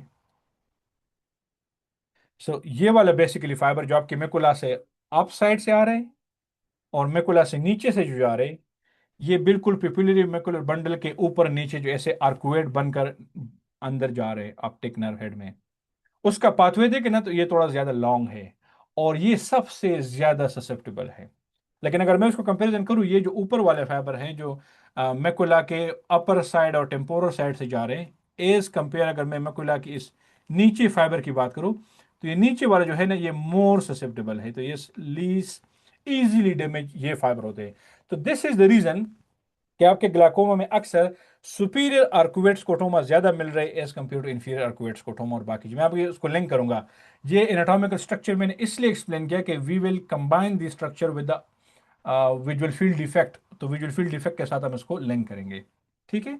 और फिर ये नेजल फाइबर है, यहाँ से जो रीडियल फाइबर उसको कहते हैं, ये नेजल रेटिना से जो है ना वो ऐसे सीधा आकर नर्व साइड पे चले जाते हैं। अब अगर लेट सपोज इन सब चीज़ों की मैं आपसे बात करूं कि सबसे ज़्यादा फर्स्ट डैमेज कौन होते हैं, तो ये जो फाइबर नीचे जा रहे हैं यहाँ से, या जो आर्कुवेट फाइबर है जो नीचे वाला, this is the first target. फिर उसके बाद ये जो सुपीरियर फाइबर है, दिस इज सेकंड टारगेट। फिर ये जो है ना ये थर्ड, और फिर लास्ट में जो है ना आपकी ये चीज़ें जो है जो पेपिलर मैकुलर बंडल है ये डैमेज हो रहे हैं। तो इसलिए आपको अगर नेजल स्टिप मिल रहा है तो नेजल स्टिप मिलने इसका मतलब है कि they are damaging this fibre है, दिस फाइबर का आप डैमेज हो रहे हैं नेजल साइड पे, या अगर टेम्पोरल साइड पे ये वाला डैमेज हो रहे हैं। ठीक, अब मैं थोड़ा सा आगे चले जाके आपको मजीद चीज़ें बताऊंगा। याद रखिए ये आपका थोड़ा सा एनाटमी आपका स्ट्रक्चर आपके माइंड में होना चाहिए, इसलिए बहुत ज़रूरी है। अब थोड़ा सा मजीद चले ये वाले, दिस इज़ वेरी इंटरेस्टिंग, कि सबसे जो मोस्ट वल्नरेबल है, मोर वल्नरेबल ये वाला फाइबर है जो नीचे वाला है, ये वाला और ये वाला मैकुला से ऊपर और नीचे सबसे पहले इसका डैमेज हो रहे हैं। और लीस्ट वल्नरेबल जो है ना जो सेंट्रल मैकुला और इनसाइड द मैकुला ये वाला है। और याद रखिए ये वाला फाइबर ये यहाँ पे सुपीरियर साइड से एंटर हो रहे हैं, और ये जो फाइबर है ना ये इंफीरियरली से एंटर हो रहे हैं। मैकुला से सीधा जा रहे हैं वो टेम्पोरल साइड पे जा रहे हैं, और नेजल से जो आ रहे हैं वो सबसे नेजल साइड से आ रहे हैं। तो आप देखिए ये वाला पार्ट जो मैं बता रहा हूँ ना सुपीरियर, ये ऑप्टिक नर्व का हेड है बेसिकली। ऑप्टिक नर्व का हेड देखें तो ऑप्टिक नर्व हेड जो है वो सुपीरियरली और इंफीरियरली बहुत ज्यादा फाइबर ले रहे हैं। एक तो वो अपने सुपीरियर साइड का फाइबर भी ले रहे हैं, एक्सान ले रहे हैं, फाइबर का मतलब मेरा एक्सान है, ठीक है, गैंग्लियन सेल का एक्सान आ रहे हैं, नीचे से भी आ रहे हैं, और उसके साथ साथ ये जो मैकुला के साइड से इंफीरियरली और सुपीरियरली ये भी आ रहे हैं। So this is the reason कि हम थोड़े से आगे जाकर ना जब ऑप्टिक नर्व हेड को हम देखेंगे तो ऑप्टिक नर्व हेड में हम ये लिखेंगे कि ऑप्टिक नर्व हेड जो है ना वो उसमें हम लिखेंगे एक आइजन रूल, कि आपकी ऑप्टिक नर्व हेड जो है ना उसका न्यूरोरेटिनल रिम जो सबसे नेजल साइड पे है इंफीरियरली ये सबसे थिक होगा। फिर उसके बाद आपका सुपीरियर ऑप्टिक नर्व का जो हेड है वो इसके बाद थिक होगा। These are the thickest part of the optic nerve head, and reason already मैंने बताया कि ये क्यों थिक है। फिर जो है ना वो नेजल साइड है, और सबसे लीस्ट थिक जो होगा वो आपका टेम्पोरल, क्योंकि टेम्पोरल वो सीधा मैकुला से कुछ ही फाइबर जो है वो ले रहे। सो इसी स्ट्रक्चर के बेस पे मैं आगे जाकर आपको जब नॉर्मल ऑप्टिक डिस्क का स्ट्रक्चर बताऊंगा, और स्पेशली जब उसका न्यूरोरेटिनल रिम में ड्रा करूंगा, तो superiorly and inferiorly optic nerve जो हेड होगा वो ज्यादा थिक होगा as compare to temporal and nasal side. This is due to these fibre जो है ना उसकी अरेंजमेंट की वजह से। Another very important conceptual point वो ये है कि आप इसके अरेंजमेंट को आप जरा देखिए, इसको अगर हम इस तरह हॉरिजॉन्टल भी डिवाइड करेंगे ना तो उसकी फाइबर बिल्कुल है, कुछ फाइबर ऊपर से आए हुए हैं कुछ नीचे से हुए, लेकिन ऐसे नहीं कि नीचे के फाइबर ऊपर चले हुए हैं ऊपर के फाइबर नीचे हुए हैं। And this is the reason कि जब आप विजुअल फील्ड डिफेक्ट देखेंगे तो हम विजुअल फील्ड डिफेक्ट में ये बात करेंगे कि ग्लाकोमा के जितने भी विजुअल फील्ड डिफेक्ट आएंगे they respect the horizontal line. What does mean by horizontal line, कि विजुअल फील्ड डिफेक्ट क्या ऊपर होंगे या नीचे होंगे, साइड पे नहीं। लेट्स सपोज अगर हम अपने neurological path visual field defect पढ़े होंगे, आप जब न्यूरोलॉजिकल विजुअल फील्ड डिफेक्ट पढ़ते थे तो हम उसमें ये कहते थे कि ये लेट सपोज हमारा विजुअल फील्ड है तो हम इसको डिवाइड करते थे और इस एरिया को हम ऐसे ब्लैक कर देते कि यार इस बंदे को इस साइड पे कुछ नजर नहीं आ रहा, इस बंदे को इस साइड पे कुछ नजर नहीं आ रहा, ठीक है। जैसे बाई टेम्पोरल हेमिनोपिया कहते हैं जो पिट्यूटरी ग्लैंड के साथ हो रहे हैं, ठीक है। तो आप देखिए ये बिल्कुल वर्टिकल लाइन का रिस्पेक्ट कर देते हैं, क्योंकि आपकी जो फाइबर जो है ना आपकी विजुअल सिस्टम में जो बैक साइड पे जा रहे हैं, बैक साइड पे वो बिल्कुल एक ग्रुप में जा रहे हैं कि राइट साइड राइट में जा रहे हैं, लेफ्ट साइड लेफ्ट में जा रहे हैं। तो इसलिए आपके जो न्यूरोलॉजिकल विजुअल फील्ड डिफेक्ट होंगे वो वर्टिकल लाइन का रिस्पेक्ट करेंगे। वर्टिकल लाइन का रिस्पेक्ट का मतलब है कि वो या इस साइड पे होंगे या इस साइड पे होंगे। जैसे अभी मैंने एग्जांपल देखे, राइट साइड पे है या इस लेफ्ट साइड पे है। बीच में नहीं है। तो इसलिए जितने भी न्यूरोलॉजिकल विजुअल फील्ड डिफेक्ट है, आगे जाकर मैं उसको एक्सप्लेन करूंगा, वो वर्टिकल लाइन रिस्पेक्ट करेगा, वर्टिकली उसका डिफेक्ट होगा। लेकिन आप ऑप्टिक नर्व फाइबर की अरेंजमेंट को देखेंगे तो आपको पता चल जाएगा कि ग्लाकोमा में जितने भी विजुअल फील्ड डिफेक्ट होंगे वो आपकी हॉरिजॉन्टल को रिस्पेक्ट करेंगे। इट मीन जितने भी विजुअल फील्ड डिफेक्ट आएंगे, लेट सपोज मैं आपको चार्ट दिखाऊंगा, ये विजुअल फील्ड का चार्ट है, ठीक है, तो यह डिफेक्ट इधर होगा या इधर होगा, दे विल बी अप और डाउन। इसलिए आपको कोई अगर एक विजुअल फील्ड वो दे दे, प्लाट दे दे, और सबसे पहले ये बताए कि मुझे ये बताओ कि ये जो डिफेक्ट है आए ये ग्लाकोमा की वजह से है या न्यूरोलॉजिकल किसी वजह से, मतलब ऑप्टिक एट्रोपी की वजह से आ गया, लेट सपोज पिट्यूटरी ग्लैंड की वजह से, या ऑप्टिक रेडिएशन और वट एवर द थिंग। आपने ये चीज जो है ना ये माइंड में रखना है। ये ऑल इसलिए these all are due to the arrangement of the nerve fiber inside the optic nerve and inside the retina. So ये इसलिए मैंने इंपॉर्टेंट समझा कि ये समझने की कोशिश आप करें कि आपको किस तरीके से अरेंजमेंट का पता हो ऑप्टिक नर्व हेड पे। The second very important conceptual point, अगर आपकी रेटिना आपके आप एग्जामिनेशन कर रहे और रेटिना एग्जामिनेशन में आपको ये पता चल गया कि ये वाला एरिया जो है ना, लेट्स सपोज ये वाले, यहाँ का ये फाइबर आपको डैमेज नजर आ रहे हैं। अभी मैं आपको पिक्चर दिखाऊंगा कि आपको पता चल जाएगा कि किस तरीके से आपको रेटिना में रेटिनल गैंग्लियन सेल के डैमेज का पता चल रहा है। अगर आपकी रेटिना में इंफीरियरली ये वाला फाइबर डैमेज हो रहे हैं तो आपको डिफेक्ट विजुअल फील्ड में सुपीरियरली मिलेगा। सो इसलिए हम कहते हैं ना कि आप एनाटॉमिकल चीज को विजुअल फील्ड के साथ कोरिलेट करेंगे कि आज ये जो यहाँ पे डैमेज है, क्या ये मुझे विजुअल फील्ड में वो सेम रिजल्ट मिल रहा है कि नहीं मिल रहा। आपको ये पता होना चाहिए कि आपकी सुपीरियर रेटिना आपकी इंफीरियर विजुअल फील्ड के लिए रिस्पॉन्सिबल है और इंफीरियर रेटिना आपके सुपीरियर विजुअल फील्ड के लिए रिस्पॉन्सिबल है। मेरे ख्याल में वंस अगेन ये वेरी बेसिक लेवल का नॉलेज है। सिर्फ ये चीज कोशिश करें कि डिफेक्ट अगर इंफीरियरली आ रहे तो डिफेक्ट आपको सुपीरियरली मिलेगा। बस वेरी बेसिक क्वेश्चन, हम आपके आगे जाकर इस चीज को भी विजुअल फील्ड के साथ हम एक्सप्लेन करेंगे, ठीक। ओके, ये इसलिए मैं डाले बहुत बेसिक अरेंजमेंट था कि आपको थोड़ा सा ये बेसिक एनाटॉमी का टच मैंने दिया। हालांकि इसको इधर डिस्कस नहीं करना चाहिए, लेकिन मुझे लगा कि कुछ लोगों का ये चीज़ क्लियर नहीं होगा। आ जाए डिस्क असेसमेंट। मेरे ख्याल में मैंने अपने एक सेशन जो स्टूडेंट के साथ रखा हुआ था, मुझे याद नहीं कि किस यूनिवर्सिटी के स्टूडेंट थे, कहाँ पे मिले, एक सेशन मैंने उसमें डिस्क एग्जामिनेशन पे मैंने ऑलरेडी रखा हुआ था। देखिए, हम जब डिस्क की बात करते हैं ना, किसी भी ऑप्टोमेट्रिस्ट से पूछे कि ग्लाकोमा, तो उसका एक ही चीज़ माइंड में आता है कि CDR और कप डिस्क रेशो, CDR ऊपर, ये बहुत इंपॉर्टेंट चीज़ है। लेकिन सिर्फ अपना पूरा नॉलेज जो है ना वो सिर्फ और सिर्फ इस कप के पीछे ना लगाएं कि आपने पूरी एनर्जी जो है ना वो बस इस कप के पीछे लगाए हो। इसके अब मैं आपको बताऊंगा कि आपने क्या करना है। ये 5 रूल्स आपने याद रखना है, 5R याद रखें। इसी के बेस पे ये अपने माइंड में रखे और एक ऑप्थेल्मोस्कोप उठाए और कल से एक पेशेंट को देखे और उसका एग्जामिनेशन आप स्टार्ट करें। आपने सबसे पहले उसमें क्या देखना है, उस पेशेंट में सबसे पहले स्टार्ट करें रिम से। रिम इज वेरी इंपॉर्टेंट यार। ये रिम क्यों इंपॉर्टेंट है, सबसे पहले मैं आपको बताऊं, रिम बेसिकली है क्या। आप अगर मैं ये पिक्चर आपको ऊपर वाला आपको दिखाऊं, ये वाला, या इससे अगर मुझे मजीद कोई अच्छा वाला पिक्चर, हाँ ये वाला पिक्चर है। सबसे पहले आर आपने स्टार्ट किया रिम से। सबसे पहले आप अपने बाउंड्री ड्रॉ करें कि आपकी ऑप्टिक नर्व की बाउंड्री क्या है। फिर बात तो बाद में करेंगे ना, पहले वो अपना डिमार्केशन लाइन ड्रा करें कि यार this is my area and I will looking around anything inside this area. तो ये जो आपका मार्जिन है ना, मार्जिन, लेट्स सपोज आपको मार्जिन किस तरह पता चल जाएगा। आपको मेरे ख्याल में किसी ने डिस्क देखा हो गया, इस पिक्चर में आप देखें तो आपको क्लियर कट पता चलेगा जहां पे आपका स्क्लीरा और ऑप्टिक वो जो है ना लिबना क्रिब्रोजा वगैरह और ऑप्टिक नर्व का हेड, अगर मैं यहाँ पे ड्रा करूँ तो ये देखें ये वाले यहाँ से आपका वो स्टार्ट हो रहे, मार्जिन स्टार्ट हो रहे। तो सबसे पहले आपने उस मार्जिन को पूरा अपने लिए ड्रॉ करना है। लेट सपोज अगर मैं उसको रफली इधर ड्रा करूँ, अगर मुझे जहाँ पे ये देखिए ये एलिवेशन सा ऊपर सा एरिया, ये आपका हो गया मार्जिन। आई एम सॉरी अगर मैं इतना सही ड्रा नहीं कर सकता, लेकिन हम सोचने की समझने की कोशिश करें कि ये मैंने सबसे पहले अपने लिए इलाका जो है ना वो घेर लिया। सो दिस इज माई मार्जिन। और फिर मार्जिन के बाद अभी मुझे रिम, रिम क्या होता है। अभी ये वाइट एरिया देखिए इसके डिस्क के अंदर, ये जितना भी ये पेल एरिया मुझे नजर आ रहा है ना, ये वाइट वाइट एरिया है।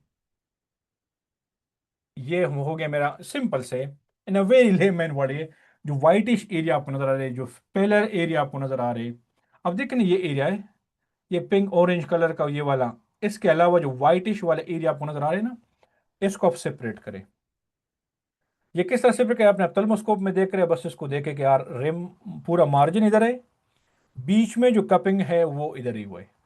अब ये आपका वो जिसको हम कहते हैं ना कपिंग, ये वाइट पार्ट आपका कपिंग, अभी मैं इस पे बात नहीं कर, थोड़े से बाद में आऊंगा। इससे पहले कि आप डायरेक्ट कपिंग में जंप लगाए, आप अपने रिम को देखिए, दिस इज द रिम, कि कप के एज से लेकर outer part of the margin, ये पूरा का आपका हो गया रिम का। आपको पता है ना, ये गाड़ी का व्हील का कुछ भी रिम है, तो सबसे पहले आपने इस रिम का एनालिसिस करना है। और जब आप इस रिम का एनालिसिस करते हैं, उसमें जो इंपॉर्टेंट इंपॉर्टेंट चीज़ें हैं, जो मैंने ऑलरेडी यहाँ पे इंपॉर्टेंट मेंशन किया हुआ है, वो ये है।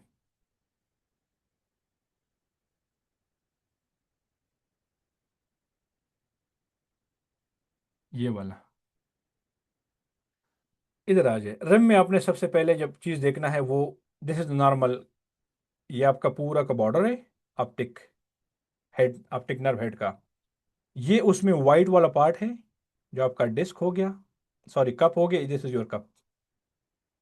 आप माइंड में ये देखें कि ये जो रिम है, ये यहां पे उसकी थिकनेस क्या है, सुपीरियरली, नेजल और टेम्पोरल पे। जस्ट एक लुक से आपको पता चल जाएगा कि अगर आप टेलीस्कोप से आप देख रहे हैं, अगर आप वॉक से ले 90 या 78 डिग्री, तो keep one thing in the mind कि आपको सुपीरियर नीचे मिलेगा और इंफीरियर आपको ऊपर मिलेगा, नेजल आपको टेम्पोरल और टेम्पोरल आपको नेजल। उनको आपको पता हो कि ये वॉक से हर इमेज जो है ना वो इन्वर्टेड और राइट लेफ्ट हो जाते हैं, ठीक है। उसमें आप थोड़ा प्रैक्टिस करें। मैं अब थर्मोस्कोप केस लिए करूँगी, थोड़ा सा इजी है और बहुत सारे लोगों के पास अब थर्मोस्कोप मौजूद है। तो सबसे पहले ये रिम देखे, एक ग्लांस पे आपको पता चल जाएगा कि रिम की थिकनेस क्या है। जस्ट सिंपल आपके इस पिक्चर को अगर मैं देखूँ आपके सामने, खुद अपने ही मोबाइल में, कंप्यूटर में, लैपटॉप, जहां से आप ऑनलाइन उसको देखें, कि उसमें बेसिकली थिकनेस जो है ना, यहाँ की थिकनेस, यहाँ की, यहाँ की, यहाँ की, नॉर्मल पॉपुलेशन में ये रूल अप्लाई करेगा आइजेंटे।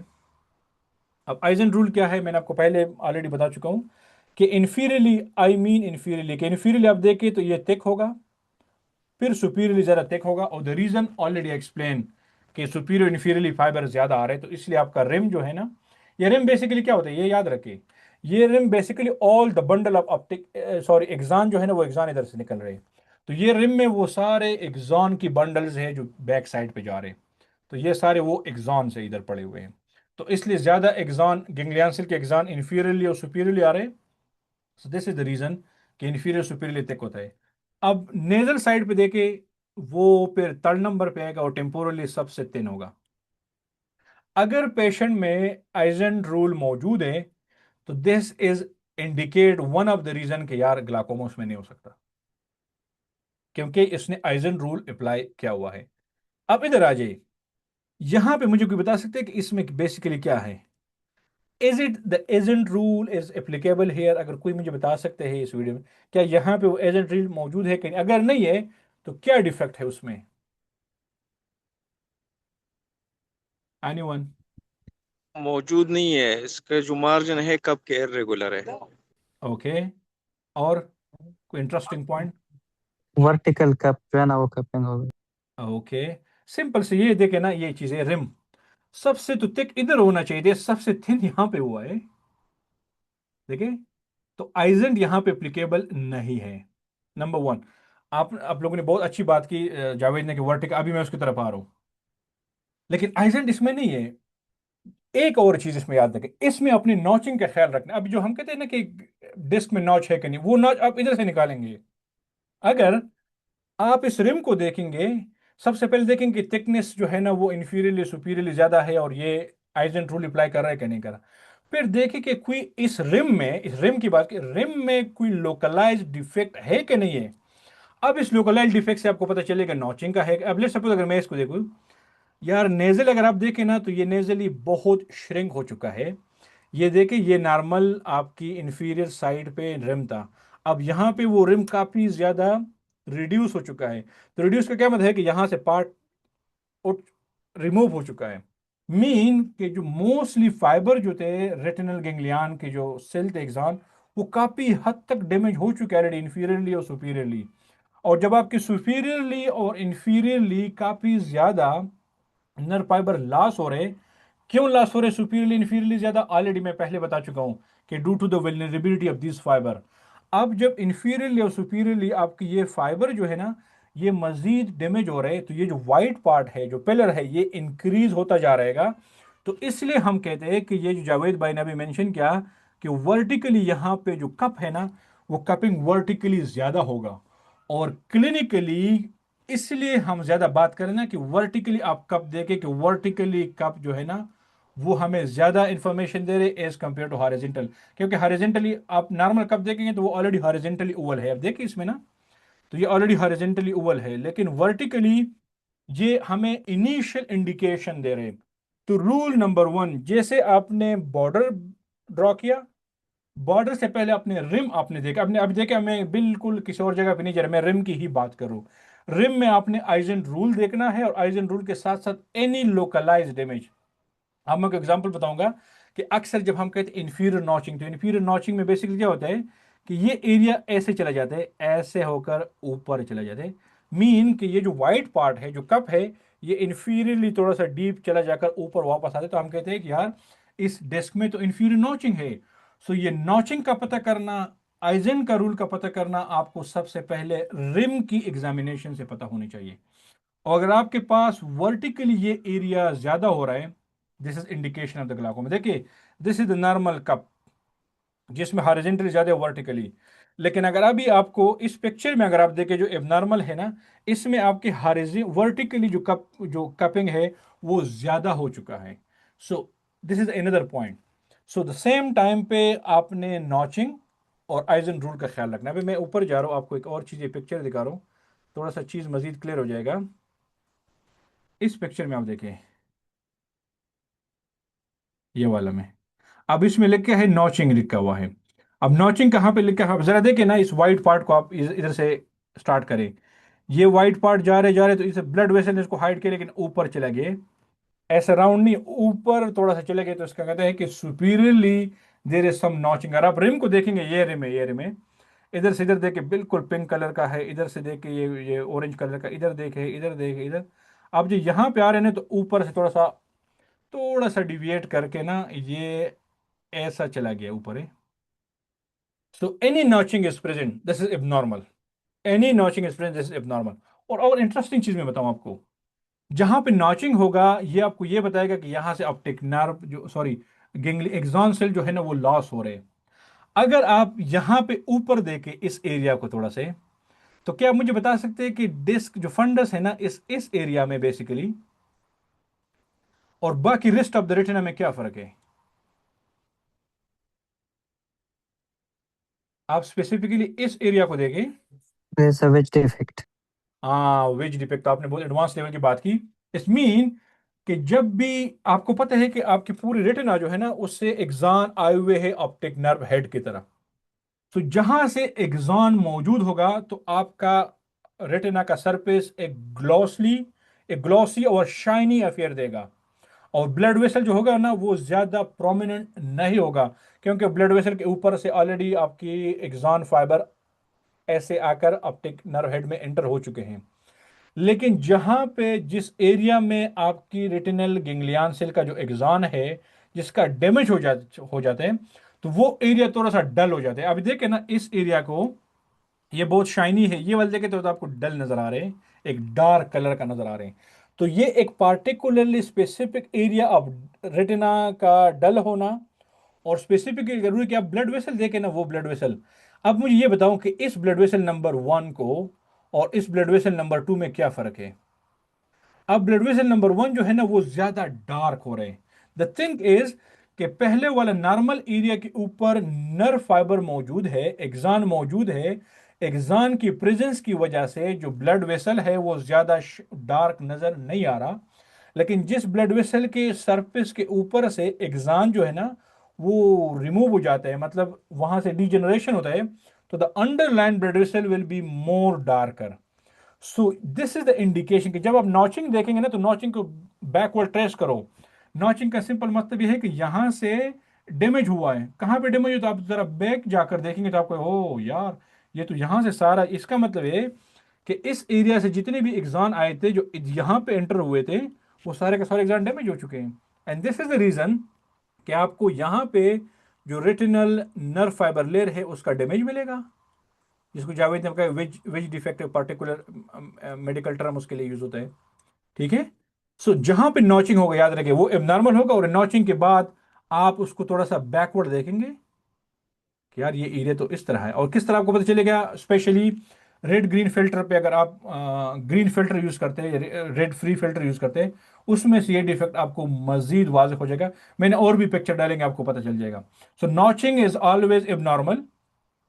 उसके साथ साथ आप बैक ट्रेस करेंगे तो आपको आर एन एफ एल जो रेटिनल, ये मैं वर्ड बार बार यूज कर रहा हूँ ना, R N F L, retinal nerve fibre layer, मैं उसकी बात करूं। और ये basically axon of ganglion cell की मैं बात करूं। सो कभी कभार मैं फाइबर वर्ड यूज करता हूं, sometime I am using the word ganglion cell axon, और sometime I am using the word retinal nerve fibre layer. तो these all are the same terminology, so sorry for this one. ठीक है। ये sir एक ही वो axon की मैं बात करूं जो ऊपर सारे ऑप्टिक नर्व हेड की तरफ चले जाते हैं। So this point is again is clear. Now rule number 1, rim देख लिया आपने। और रूल नंबर 2 जो है ना, जैसे आपने रिम देख लिया, रिम में आपने थिकनेस, आपने उसका स्ट्रक्चर, और एनी नॉचिंग और फोकल लॉस, जैसे मैंने कहा कि एनी नॉचिंग अगर है, फोकल लॉस जैसे आइजन रूल वगैरह, वो चीज़ें क्लियर है कि नहीं। अगर आपको किसी भी जगह पे नॉच मिल गया तो नॉच के बाद आप सीधा अपना सर्च स्टार्ट करेंगे आरएनएमएफएल का, रेटिनल नर्व फाइबर लेयर का इंस्पेक्शन करेंगे। जैसे विच शेप डिफेक्ट आपको मिलेगा, पार्टिकुलरली रेड फ्री इल्यूमिनेशन में आपको आगे जाकर बताऊंगा। तो the second point, disc analysis में आपने आरएनएमएफएल को देखना है। जैसे अभी मैंने ऊपर देखा ना, नॉचिंग मिल गया तो उस ऊपर बिल्कुल उस नॉचिंग के साथ ही देखेंगे तो आपको वहां पे रेटिनल नर्व फाइबर लेयर की एक्सॉन की डैमेज मिलेगा, जैसे अभी ऑलरेडी एक्सप्लेन किया। So the second number R, number 1 rim, number second RNMFL thickness. और इसके बाद आपने रीजन देखना है। Region is very important. अभी रीजन जो है ना, मैं किस रीजन की बात करूंगा? Surrounding to the optic nerve. अब मैं उसकी पड़ोसी की बात कर रहा हूं। Let's check about the surrounding as well. मैं अभी बीच सेंटर में नहीं गया। सबसे पहले हमने बाउंड्री लिया, मार्जिन लिया, मार्जिन के बाद हमने रिम देखा। रिम क्या होता है बेसिकली? कि edge of the cupping to the margin, ये इसको हम आपका रिम होता है, पूरा रिम। तो रिम देख लिया, एनी लॉस, फोकल लॉस और एनी नॉचिंग, देन आप सीधा आरएनएफएल थिकनेस की तरफ चलेंगे, सॉरी डिफेक्ट की तरफ चले गए। अभी जो है ना वो रीजन है, आपने रीजन देखना है ऑप्टिक डिस्क के सराउंडिंग में। वो जो एरिया आपने देखना है, आपने दो एरिया बेसिकली देखना है। लेट्स मी ट्राई, मैंने यहाँ पे ये वाला एरिया है, ये आपका पूरा ऑप्टिक नर्व है। ठीक है, ये वो ऑप्टिक नर्व का मार्जिन है। लेकिन बिल्कुल मून की तरह सेपरेट हो रहे हैं, मेरे ख्याल में तो बहुत आसान है इस पिक्चर में। इसके सराउंडिंग वाले ये जो एरिया है, इसको हमने दो में डिवाइड किया, beta zone and alpha zone. अगर मैं थोड़ा सा इस पिक्चर को अगर मैं जूम कर सकूं तो आपके लिए मैं बताऊंगा कि ये बेसिकली, हाँ, एक्सेलेंट, मजे से जूम हो गया। ये मैं बाद में जब आपको लेक्चर सेंड करूंगा ना, इसको आपने प्लीज थोड़ा सा आपने इस पिक्चर को जूम कर, या मैं गूगल में मजीद सर्च करके आपको अच्छे से मजीद क्वालिटी की भी पिक्चर मिलेगी। ये एरिया आपने इधर से देखना है, जो मैं आपको दोबारा ड्रॉ करने की कोशिश करूंगा। ये देखिए, ये वाला एरिया, ये जो आपको बिल्कुल डिस्क के बाहर मिल रहा है, इसको हम कहते हैं PPA, peri papillary atrophy. Peri papillary atrophy, peri mean around, papillary mean papilla, basically optic nerve head का दूसरा नाम है। तो ऑप्टिक नर्व हेड के अराउंड का जो डिफेक्ट या एट्रोपी होता है ना, उसको हम कहते हैं PPA। तो ये जो PPA है, इसमें बेसिकली आपने दो रीजन को नोटिस करना है। मैंने पिक्चर को ऑलरेडी जूम किया हुआ है। अगर आप ये बाहर वाला एरिया को देखेंगे ना, ये बाहर वाले को अगर आपने मजीद देखना इधर देखे, तो ये एरिया आपको हाइपो एंड हाइपर पिगमेंटेड मिलेगा, कि किसी जगह पे पिगमेंट है, किसी जगह पे नहीं है। लेकिन अगर आप बिल्कुल इसको अल्फा जोन कहते हैं, जो सबसे ऊपर वाला एरिया है, जो हाइपो एंड हाइपर पिगमेंटेड है, बेसिकली आरपीई चेंजेस यहाँ पे हो रहे हैं। जो आरपीई चेंजेस, इवन ये नॉर्मल आई में भी होता है, ग्लाकोमा के पेशेंट में बहुत ज़्यादा हो रहे हैं। और नॉर्मल इंडिविजुअल में भी होता है, इन सम केसेस ग्लाकोमा के पेशेंट में भी होते हैं। लेकिन ये जो बीटा जोन है, beta zone is basically inside the alpha zone near to the disc margin. ये डिस्क मार्जिन है ना, ये बिल्कुल डिस्क मार्जिन है। तो डिस्क मार्जिन के साथ साथ बिल्कुल ये सराउंडिंग जो वाइट एरिया आपको नजर आ रहे हैं, जहां से आपको नीचे कोराइडल का वेसल बहुत ज्यादा विजिबली नजर आ रहे हैं, इसको कहते हैं बीटा जोन।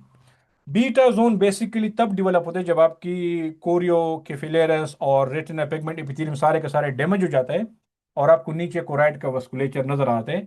तो this structure damage is called beta zone. Alpha zone normal में भी मौजूद होता है, ग्लाकोमेटस के पेशेंट में भी हो सकते हैं, लेकिन बीटा जोन जो है, किसी में अगर बीटा जोन मौजूद है, आपने किसी का फंडस पोर्टो ले लिया, उसको आप मजीद जूम करेंगे, और अगर डिस्क मार्जिन के साथ साथ ये वाला बीटा जोन आपको रीजन में नजर आ गया, तो it mean this is indication again कि ये मोस्टली ग्लाकोमेटस पेशेंट में होते हैं।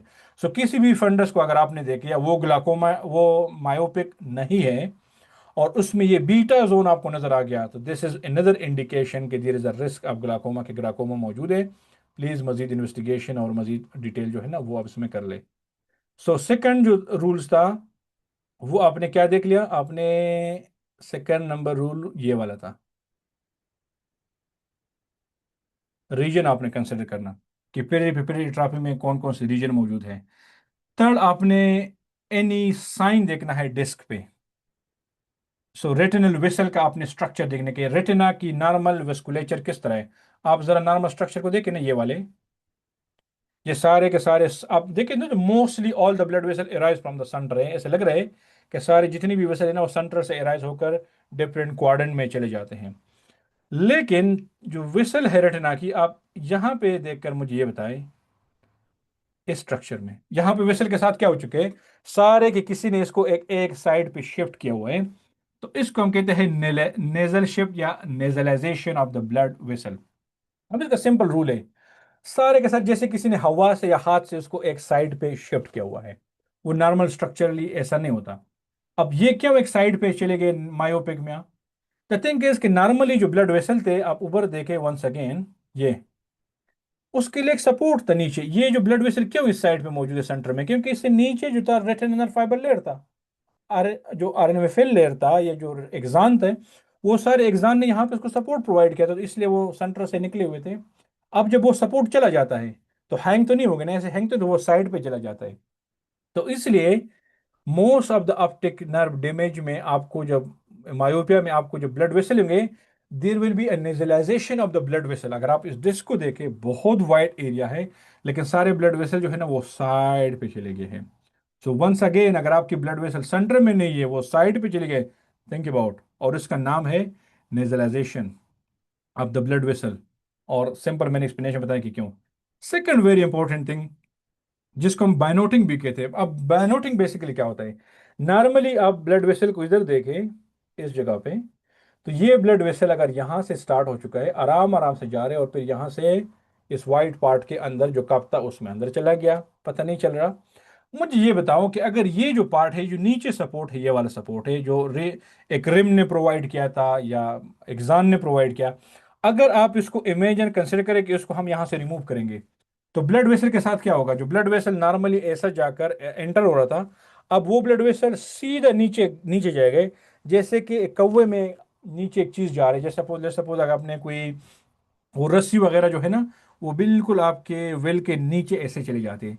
तो देखे यहाँ पे ये ब्लड वेसल देखे, तो ये ब्लड वेसल बिल्कुल ऐसे नीचे टर्न करके ऐसे चला गया। अब बायनोट आपने देखा ना, अगर आप देखे वो खंजर सा मिल जाते हैं, मैंने वो जब मैं यूनिवर्सिटी में स्टूडेंट था, मैं सिखा रहा था, तो मैंने एक पिक्चर भी डाउनलोड कर सके थे कि वो बेसिकली बायनोटिंग का मतलब ये है कि ना, कि ये जो नर्व, ये वेसल आ रहे हैं ना, ये ऐसे जा रहे हैं और सीधा नीचे चले जाते हैं, फिर ऐसे जा रहे हैं।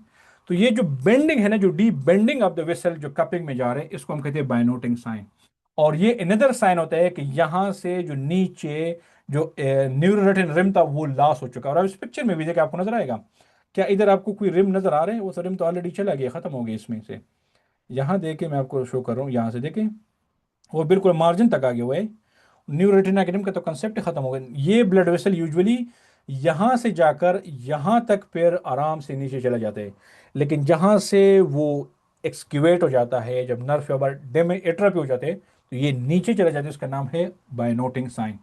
सो ओवरऑल अगर हम समरी में करें तो nasalization and bayoneting sign is another sign of glaucoma, और मैं याद रखें ये आपको एडवांस ग्लाकोमा में ये चीजें मिलेंगी। ठीक है। So this was another clinical in very important point. और साथ साथ में अगर मैं एक इंपॉर्टेंट कंसेप्ट इसको भी डिस्कस करूँ, ये वाले, ये भी आपको एडवांस ग्लाकोमा में देखिए बिल्कुल ऐसा लग रहा है ना कि किसी ने एक चम्मच से एक स्पून से बिल्कुल कीड़े किसी जगह को उठाकर खा लिया हुआ है। तो आप देखिए बेसिकली जितना भी रिम था ना वो लॉस हो चुका है। इधर से ये मार्जिन है, ये वो स्क्लीरल जो रिंग है ना वो स्क्लीरल रिंग आपको नजर आ रहे हैं, और बिल्कुल वो एरिया बिल्कुल लॉस हुई। किस तरह मुझे पता चला कि लॉस हो चुका है? आप देखिए this is the normal structure of the rim. Rim normal इस तरह पिंक कलर होते हैं, ऑरेंज पिंक कलर का होते हैं। अब यहाँ पे तो बिल्कुल खत्म हो चुका है।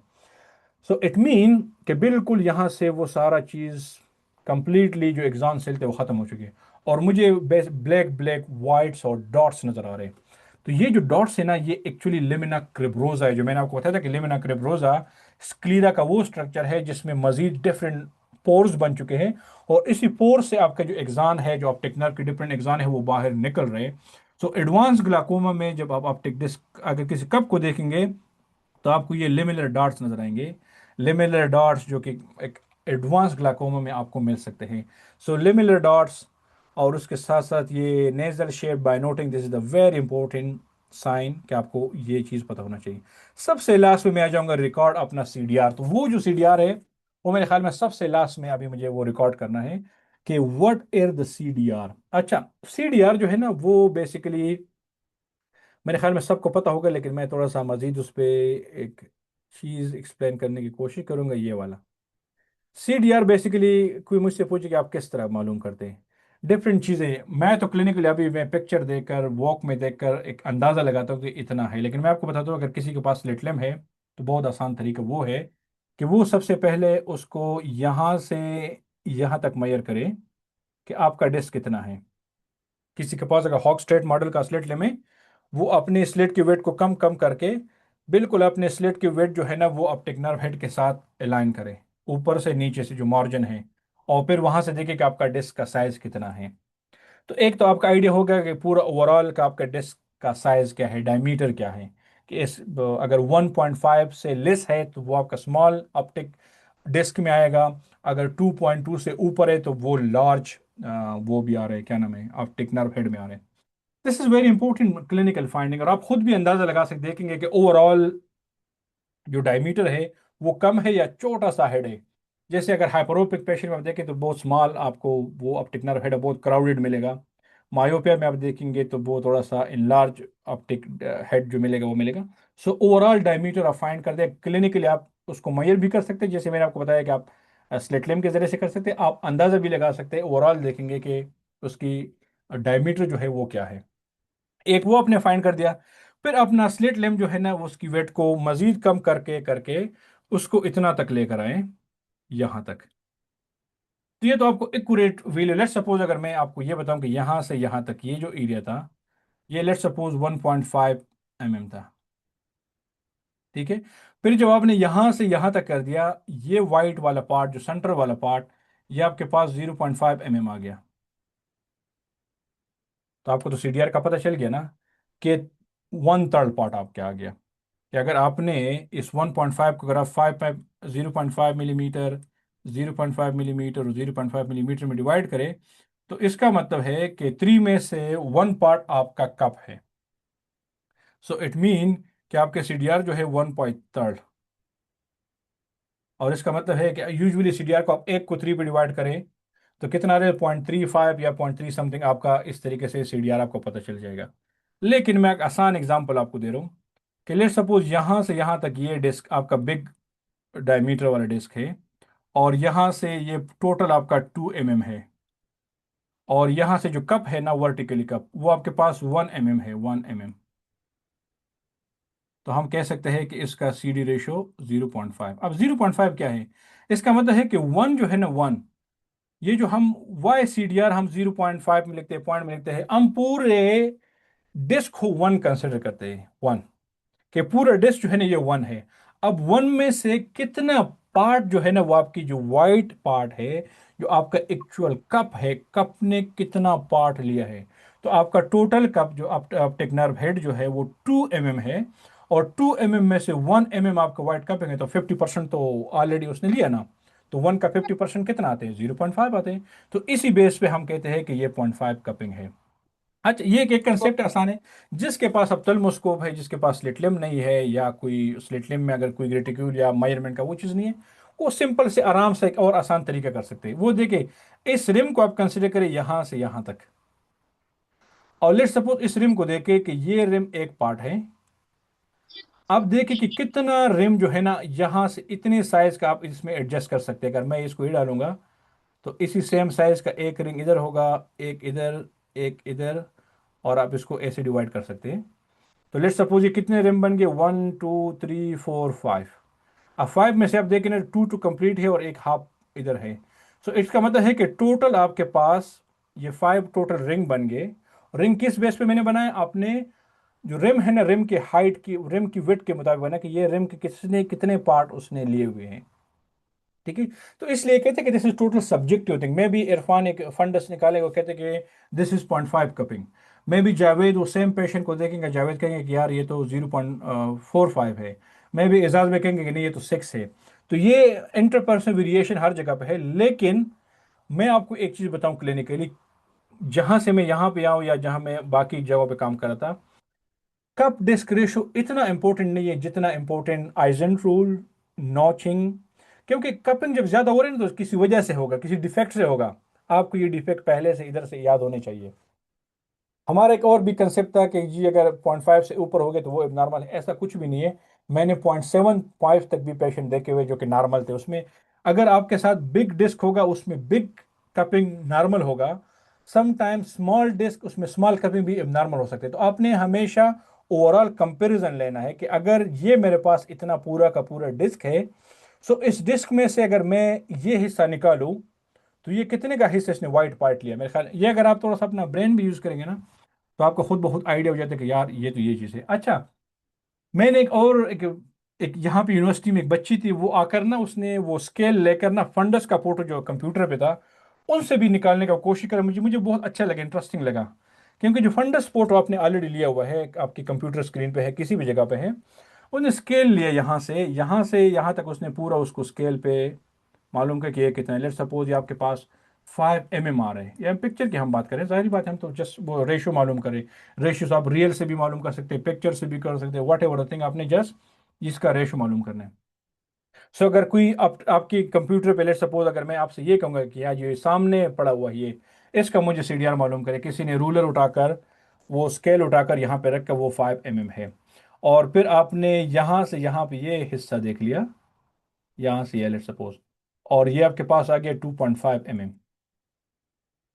तो इट मीन के टोटल आपके पास 5 mm डिस्क है, उसमें से 2.5 mm आपका डिस्क ने लिया हुआ है। तो half of the part already cup ने लिया हुआ है।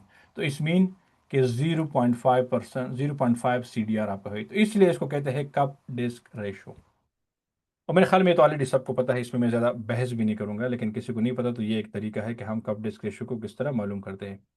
सो आज के बाद अगर आपने डिस्क एनालिसिस करना है, CDR मालूम करना है, सीडीआर के पास एसिमेट्री वेरी इंपॉर्टेंट। एक एक सीडीआर नहीं है, आपने एक सीडीआर मालूम किया कि ये 0.5 है, दूसरा asymmetry is very very important. क्योंकि अक्सर ग्लाकोमा में, मोस्टली ग्लाकोमा केसेस में एसिमेट्रिकल कपिंग आपको मिले। सपोज एक में आपको 0.5 है, दूसरे में आपको 0.75 है। वाह। सो दिस एसिमेट्री, अगर आपके पास दो डिस्क में 0.2 से ज्यादा आ रहे हैं, थिंक अबाउट जो बिगर डिस्क है उसके बाद थिंक अबाउट। क्योंकि ग्लाकोमा में यूजली मोस्टली ऐसा था कि यूनिलेटरल आ जाता है, फिर लेटर ऑन दूसरे एंग में डेवलप हो जाते हैं। इवन अगर बाइनाकुलर भी आपके पास वो है, ग्लाकोमा है, वो हम हमेशा से एसिमेट्रिक होता है, एक में ज़्यादा एडवांस, दूसरे में कम। सो इसलिए दूसरे में दोनों का डिस्क देखना, एक आपने देख लिया, माइंड में रख लिया, नोट किया कि ये डिस्क इतना है। जब आप दूसरे का सीडीआर मालूम करें तो दूसरा का भी देखें और एसिमेट्री आप देखेंगे क्या है। The third and very important point, आप हेमरेज देखेंगे, हेमरेज कि कोई डिस्क पे तो कोई हेमरेज है कि नहीं है। This is once again very very important point. आप देखें यहाँ पे ये वाला, अब इसमें देखें ना तो आपको ये सुपरफिशियल ये हेमरेज नजर आ रहे हैं। तो किसी भी डिस्क पे अगर आपको हेमरेज मिल रहा है, याद रखें, इसको हम स्प्लिंटर हेमरेज भी कहते हैं, ड्रेंस हेमरेज भी कहते हैं। और ये फ्लैम शेप की हेमरेज, फ्लैम शेप इसलिए कि आपके ऑप्टिक नर्व सारे ऐसे हॉरिजेंटली पड़े हुए हैं, और ये सुपरफिशियल हेमरेज होता है ऑप्टिक नर्व के हेड लेयर में होता है। तो जैसे ऑप्टिक नर्व हेड भी ऐसे हॉरिजेंटली पड़े हुए थे, तो इसलिए ये सारे हेमरेज भी हॉरिजेंटली ऐसे ही पड़े होते हैं। तो इसलिए एनी डिस्क हेमरेज, डिस्क के सरफेस पे अगर आपको कोई हेमरेज मिल रहा है, this is the one of the sign of the glaucoma, especially normal tension glaucoma. कोई बंदा आपके पास आ रहा है, उसके प्रेशर बिल्कुल नॉर्मल है, लेकिन डिस्क पे आपको हेमरेज मिल गया, थिंक अबाउट, उसका पिक्चर लेके उसको ओसीटी एडवाइस करे, उसको विजुअल फील्ड एडवाइस करे। This is my recommendation to everyone. अगर कोई भी हेमरेज आप डेस्क पे देखे तो प्लीज।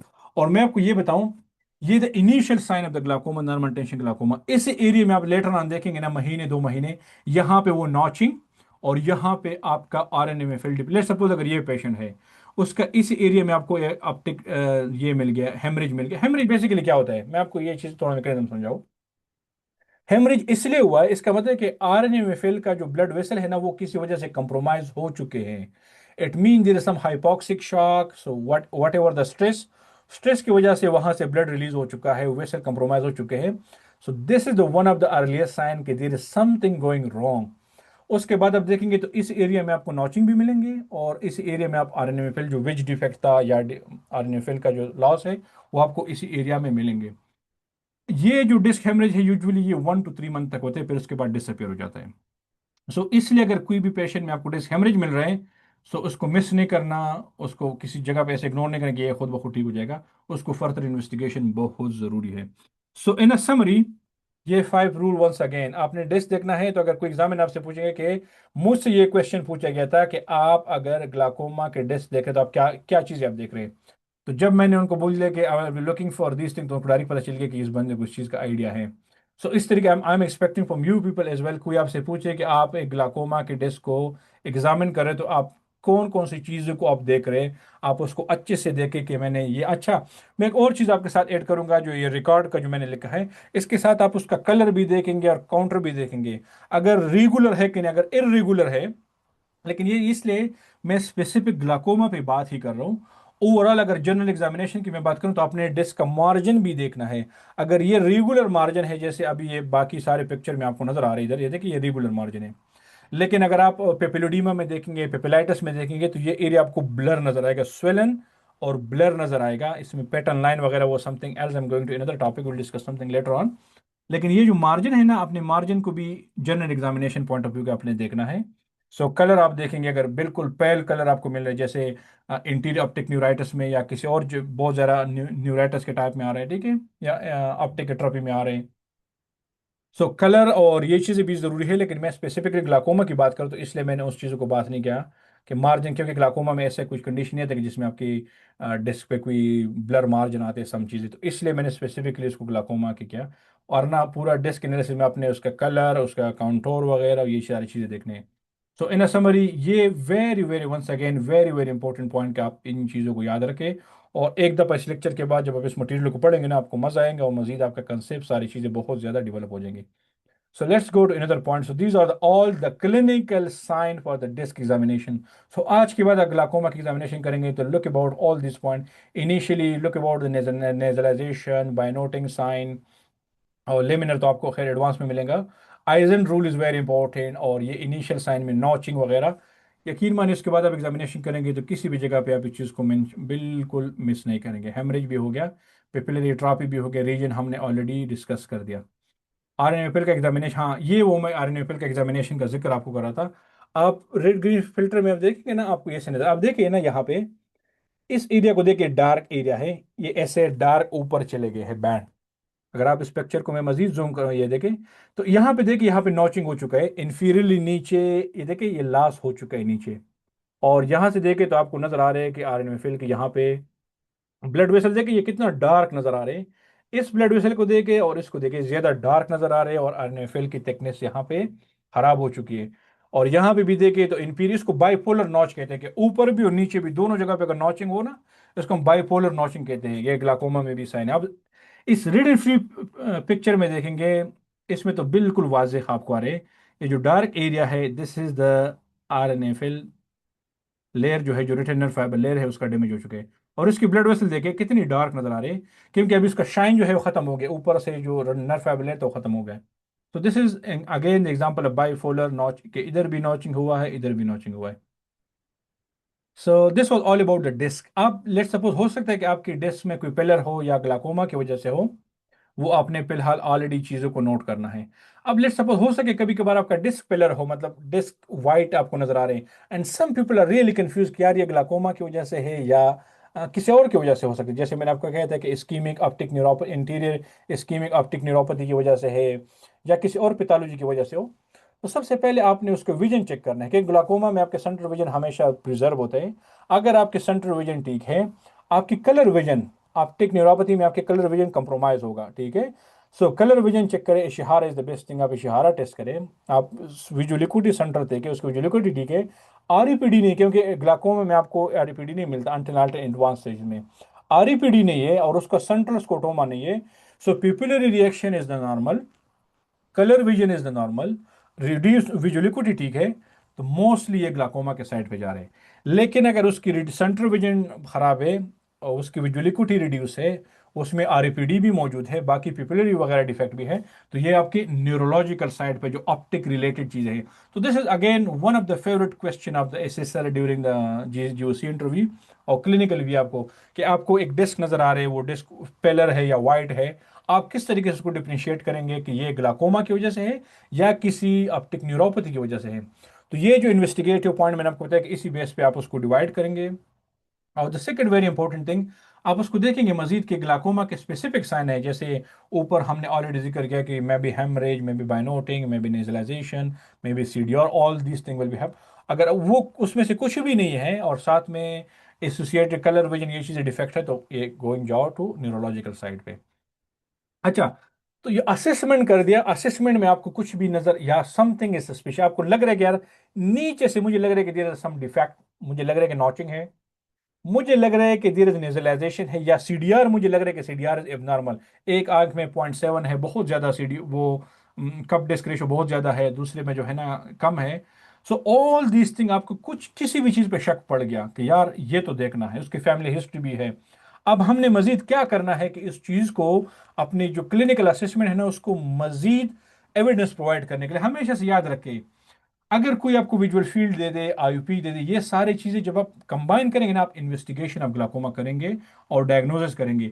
एक चीज पे आप कभी भी डायग्नोज नहीं कर सकते ग्लाकोमा, अगर प्रेशर राइज होगा, हो सके वो ऑकुलर हाइपरटेंशन, उसमें ग्लाकोमा है ही नहीं।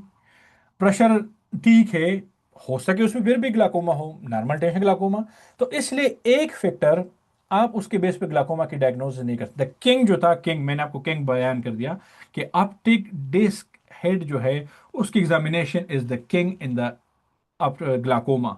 अब वो किंग में कुछ भी फर्क आ गया, उसमें ऊपर नीचे आपको कुछ भी एबनॉर्मल चीजें मिल गई, अपनी चीजों को मजीद स्ट्रांग करने के लिए अपने नॉलेज को यूज करके मजीद टेस्ट ले। सपोज अभी हमने यहाँ प्रेशर विच ओ check the pressure of this patient, the disc looks suspicious, just going to I'm going to advise the optic nerve head analysis, yeah, let's suppose OCT, I'm going to advise the OCT for this patient, I'm going to advise the visual field for this patient because these looking something suspicious। आपने फिर क्या करना है, pressure की तरफ जाना है और साथ साथ में आपने ओसीटी करना है और विजुअल फील्ड।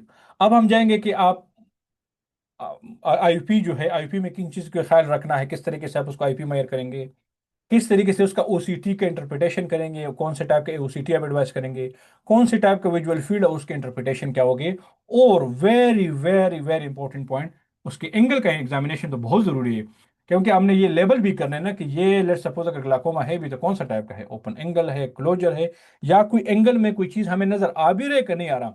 तो angle assessment, IUP, visual field and OCT, ये चार चीजें अभी हमारे क्लिनिकल फाइंडिंग को मजीद स्ट्रॉन्ग करके एक डायग्नोसिस में मजीद हेल्प करेंगे, ठीक है। अब ये करेंगे, अभी इस बात को यार ये तो बहुत आसान टॉपिक था, ये ग्लाकोमा इतना लंबा चौड़ा लोगों ने किया कि बहुत मुश्किल, यकीन माने क्लिनिकली इन बेसिक एरिया को आप स्ट्रॉन्ग करेंगे ना, you will never ever miss any glaucomatous field defect और बाकी चीज़ों को।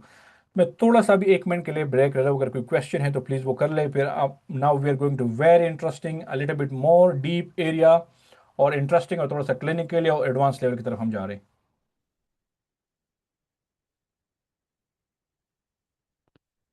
Any question?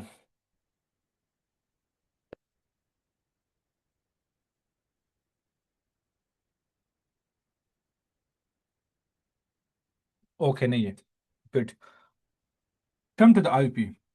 Again once again मैं आईपी पे इतना ज़्यादा डिस्कशन नहीं करूँगा, फिर किसी टाइम और भी। अभी मेरा रिसेंटली जो वो चल रहा था, असेसमेंट चल रहा था, ये this was my last assessment on the stage 1 in pre raise. एंड उसमें गोल्ड मैन जो था वो मेरा एक प्रैक्टिकल सेशन था। अल्हम्दुलिल्लाह अल्हम्दुलिल्लाह मेरा ऑलमोस्ट आप लोग ये कह सकते थे कि मेरा स्टेज 1 कंप्लीट हो गया। और एसेसर के साइड से मुझे बहुत अच्छे रिमार्क्स आए थे कि your clinical skill is very very excellent. उसने मुझे पूरा वो मैंने अपने स्टेटस पे, मेरे ख्याल में जो लोग मेरे साथ ऐड है मैंने डाला। तो ऑल दिस थिंग जो आपको खुशी मिल रही है कि जब आप एक चीज़ करते हैं आगे से आपको एसेसर जो है इतना, हालांकि मैं तो यूके ग्रेजुएट भी नहीं हुआ ना, मेरा इतना वो एक्सपोजर था यूके के लेवल का, लेकिन जब भी वो लोग आते हैं, जब बात करते हैं, डिस्कशन हो रही है, तो मुझे काफ़ी अप्रिशिएशन मिल रही है, तो आई एम सो हैप्पी। और द थिंग इज के वो जो लोग चाह रहे हैं, वहाँ भी मुझे उसके मेंटलिटी इन चीज़ों का पता चल गया कि ये लोग आपसे क्या चाह रहे हैं। Safety, the patient safety, the procedure, the talking, the all, जब आप सारी चीज़ों को साथ में मिलाकर आप करेंगे ना, बहुत खुश हो रहेगा। आप इंटरव्यू में भी इस तरीके से आप अच्छी से डिस्कशन उसके साथ करेंगे, मजीद एडवांस लेवल पे चले जाएंगे, तो उनको पता चलेगा कि यार आपके पास जो नॉलेज है वो काफ़ी हाई लेवल का है।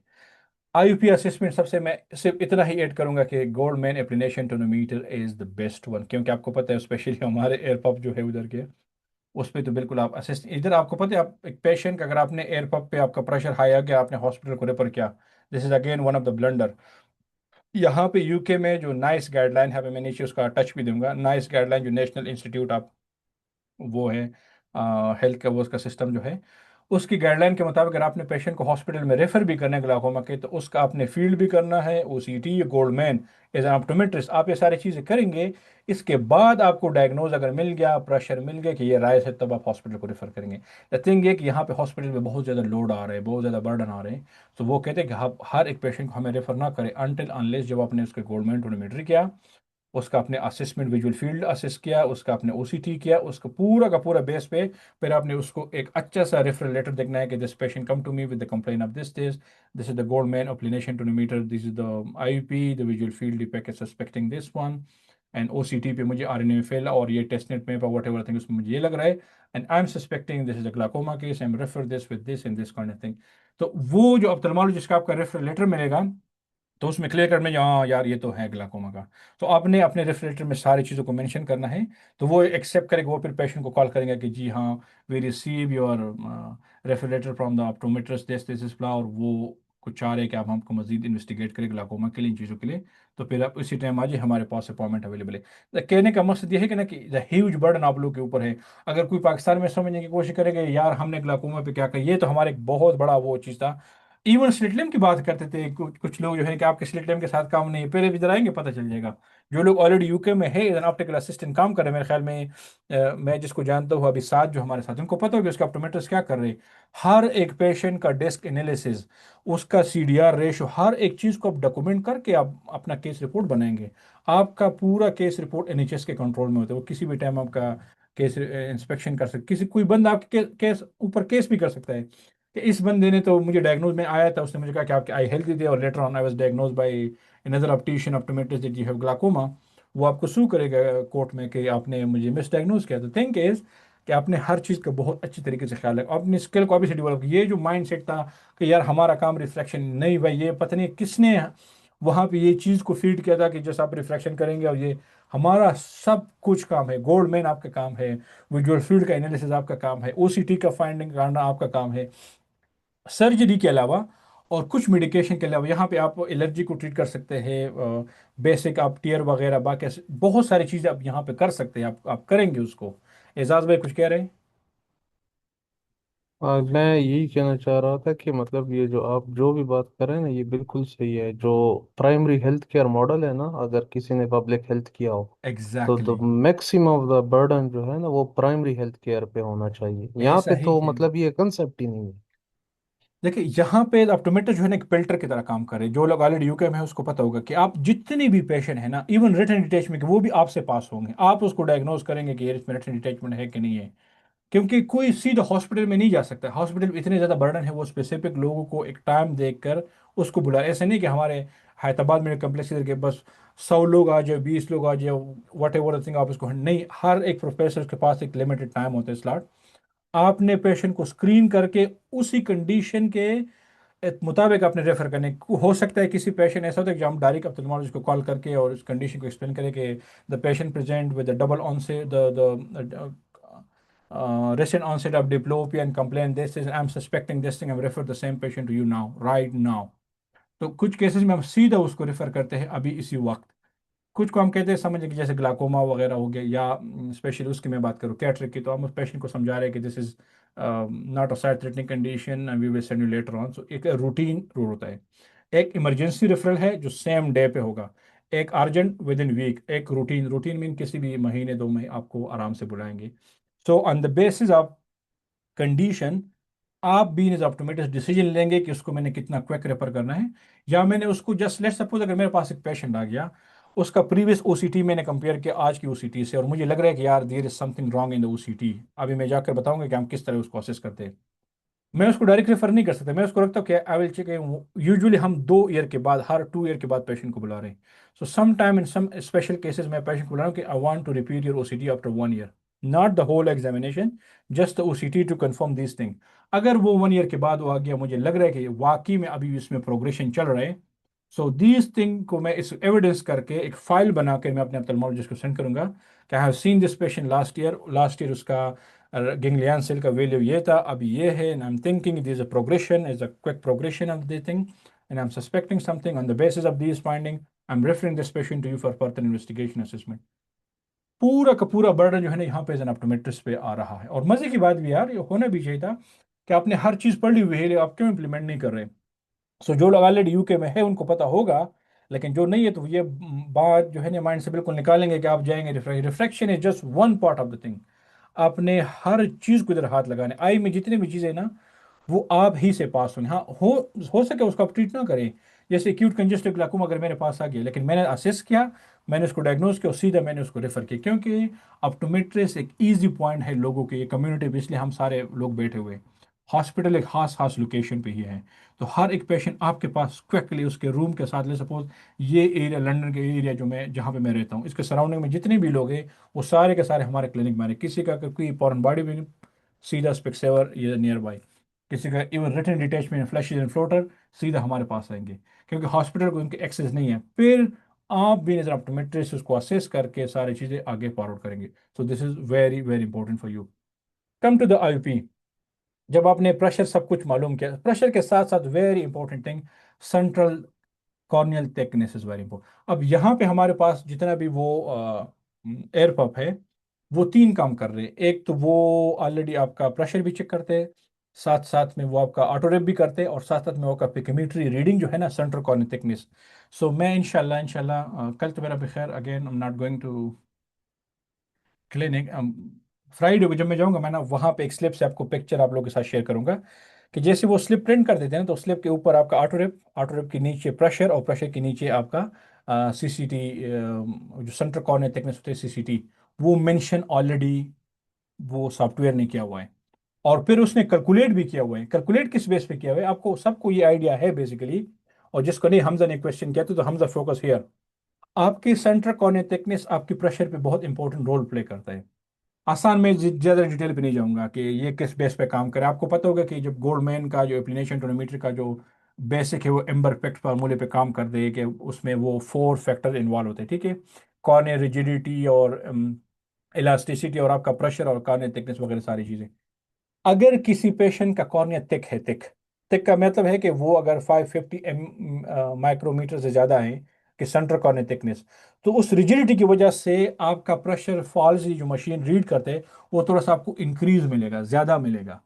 लेट सपोज अगर किसी का एक्चुअल प्रेशर 20 है और सेंट्रल कॉर्निया थिकनेस जो है ना वो 600 के ऊपर है, तो आप जब उसमें प्रेशर चेक करेंगे तो हो सके आपको 22 21 तक ऊपर आ जाए उसका। सो हाई कॉर्निया थिकनेस जो है ना, वो प्रेशर उसमें राइज आता है आर्टिफिशियली। जो लोअर कॉर्निया थिकनेस है, जिसकी कॉर्निया की थिकनेस कम है, अब this is very important point, specially अगर कोई एफआईओ हॉस्पिटल से है या जहाँ पे उस वहाँ पे आजकल रिफ्रैक्टिव सर्जरी बहुत ज़्यादा हो रही है, ठीक है। सो जहाँ पे रिफ्रैक्टिव प्रोसीजर हो रहे हैं या कोई भी लेजर हो रहा है, पीआर के एग्जाइमर वट एवर, आजकल स्माइल वट एवर प्रोसीजर, उसकी वजह से आपकी थिकनेस जो है वो कम हो रही है। तो हो सके जिसका प्रेशर ऑलरेडी ज्यादा हो वो आर्टिफिशियली आपको लो प्रेशर देगा। तो आसान है, थिकनेस ज्यादा प्रेशर ज्यादा, थिकनेस कम प्रेशर कम। तो इसलिए कभी कभार जो लोअर थिकनेस वाले पेशेंट है ना, जैसे पोस्ट रिफ्रैक्टिव सर्जरी वाला, उसमें आर्टिफिशियली आपको प्रेशर लोअर मिलेगा लेकिन रियलिटी में वो प्रेशर ज्यादा होगा। तो अक्सर हम उसको नॉर्मल टेंशन ग्लाकोमा में डाल देते हैं, क्योंकि द रीजन इज उसमें रियलिटी में प्रेशर ज्यादा है लेकिन कॉर्निया के स्ट्रक्चर की वजह से हमें लो प्रेशर दे रहे हैं। तो आपको उसको किस तरह एडजस्ट करेंगे कि ये प्रेशर मैंने किस तरह एडजस्ट करूँ, उसके लिए मैंने एक टेबल डाला हुआ है। ये करेक्शन टेबल जो है ना, ये हम आईयूपी और उसकी करेक्शन पे बात करते हैं। लेट्स सपोज यहाँ पे देखें, ये हमारा एवरेज सेंटर कॉर्निया थिकनेस है जो कि 545 माइक्रोन जो है ना, ये सेंटर कॉर्निया थिकनेस। ये उस लोगों ने एवरेज लिखा। अगर किसी का थिकनेस इस लेवल में है, लाइक 540 है या 45 और इस रेंज में आ रहे हैं, वो जो प्रेशर आपको दे रहे हैं ना, जो जितने भी एयर पम्प वाले मशीन है जी, वो आपको एग्जैक्ट इसी ही कॉर्निया के बेस पे प्रेशर उसने डिजाइन किया, तो वो एक्चुअल प्रेशर है। नाउ थिंक अबाउट हियर, अगर किसी का सेंटर कॉर्निया थिकनेस 605 है, 605 मीन 600 के ऊपर है, तो आपने प्रेशर से -4 को माइनस करना है। अगर किसी का प्रेशर 24 आ रहा है, 24, यू आर थिंकिंग यार the pressure is high, just look about the centre cornea thickness. अगर सेंटर कॉर्निया थिकनेस 600 के ऊपर है, आप कहेंगे नहीं, यस, जो प्रेशर ज्यादा आ रहे due to the centre cornea thickness की वजह से आ रहे। तो don't worry about this one, again don't refer this patient, इसको जस्ट ऑब्जर्व करें। Let's come here this point. आपको एक पेशेंट आ गया जिसका ये है 646, जो कि बहुत ज्यादा पोस्ट लेजर सर्जरी में आप देखेंगे ना, जो रिफ्रैक्टिव सर्जरी प्रोसेस, उसमें ज्यादातर ये 49 के 90 के नीचे नहीं जा रहे। तो इस रेंज में या क्रिटिकोनस या और दूसरे एक टीजे कंडीशन है जिसमें कॉर्निया थिकनेस जो है ना वो इससे कम आ रहे हैं, तो फिर आपने ये करेक्शन फैक्टर लगाना है। लेट्स सपोज अगर ये पेशेंट है 465 माइक्रोमीटर जो है ना, माइक्रोन जो है उसकी सेंटर कॉर्निया थिकनेस है, प्रेशर उसका 20 आ रहा है, तो रियलिटी में ये 26 है। So this is the correction factor, very very important. अपने लिए ये टेबल डाउनलोड करिए, ऑलरेडी मैं आपके साथ शेयर करूंगा, तो ये पिक्चर याद रखें। तो इसलिए centre cornea thickness is very important role play करे आपके इंट्राकुलर प्रेशर पे। सो हर एक हाई आई प्रेशर को सिर्फ इस पे ना लेंगे कि ये हो सके high pressure, just look out, think about out of the box. उसकी सेंटर कॉर्निया थिकनेस भी जीओसी वाले आपसे पूछ सकते हैं, क्योंकि ये यूके में बहुत अच्छा डिबेट चल रहा है इस पॉइंट पर, और जहाँ पे बहुत ज़्यादा रिसर्च हो रहे हैं। हर मैं तो मेरे ख्याल में लोअर से लोअर ऑप्टोमेट्रिस्ट को भी इन चीज़ का आइडिया होगा। यस एजाज भाई। अच्छा, ये सॉरी टू इंटरप्ट, ये जो टेबल है this applies to all the application equipments like air puff, Goldman. Yes, ये जो है ना स्टैंडर्डाइज चीज़ किया हुआ है, और उसी बेस पे उसने ये अब चीज टेबल जो है ना ये उसको जनरलाइज किया हुआ है, तो ये हर चीज़ के लिए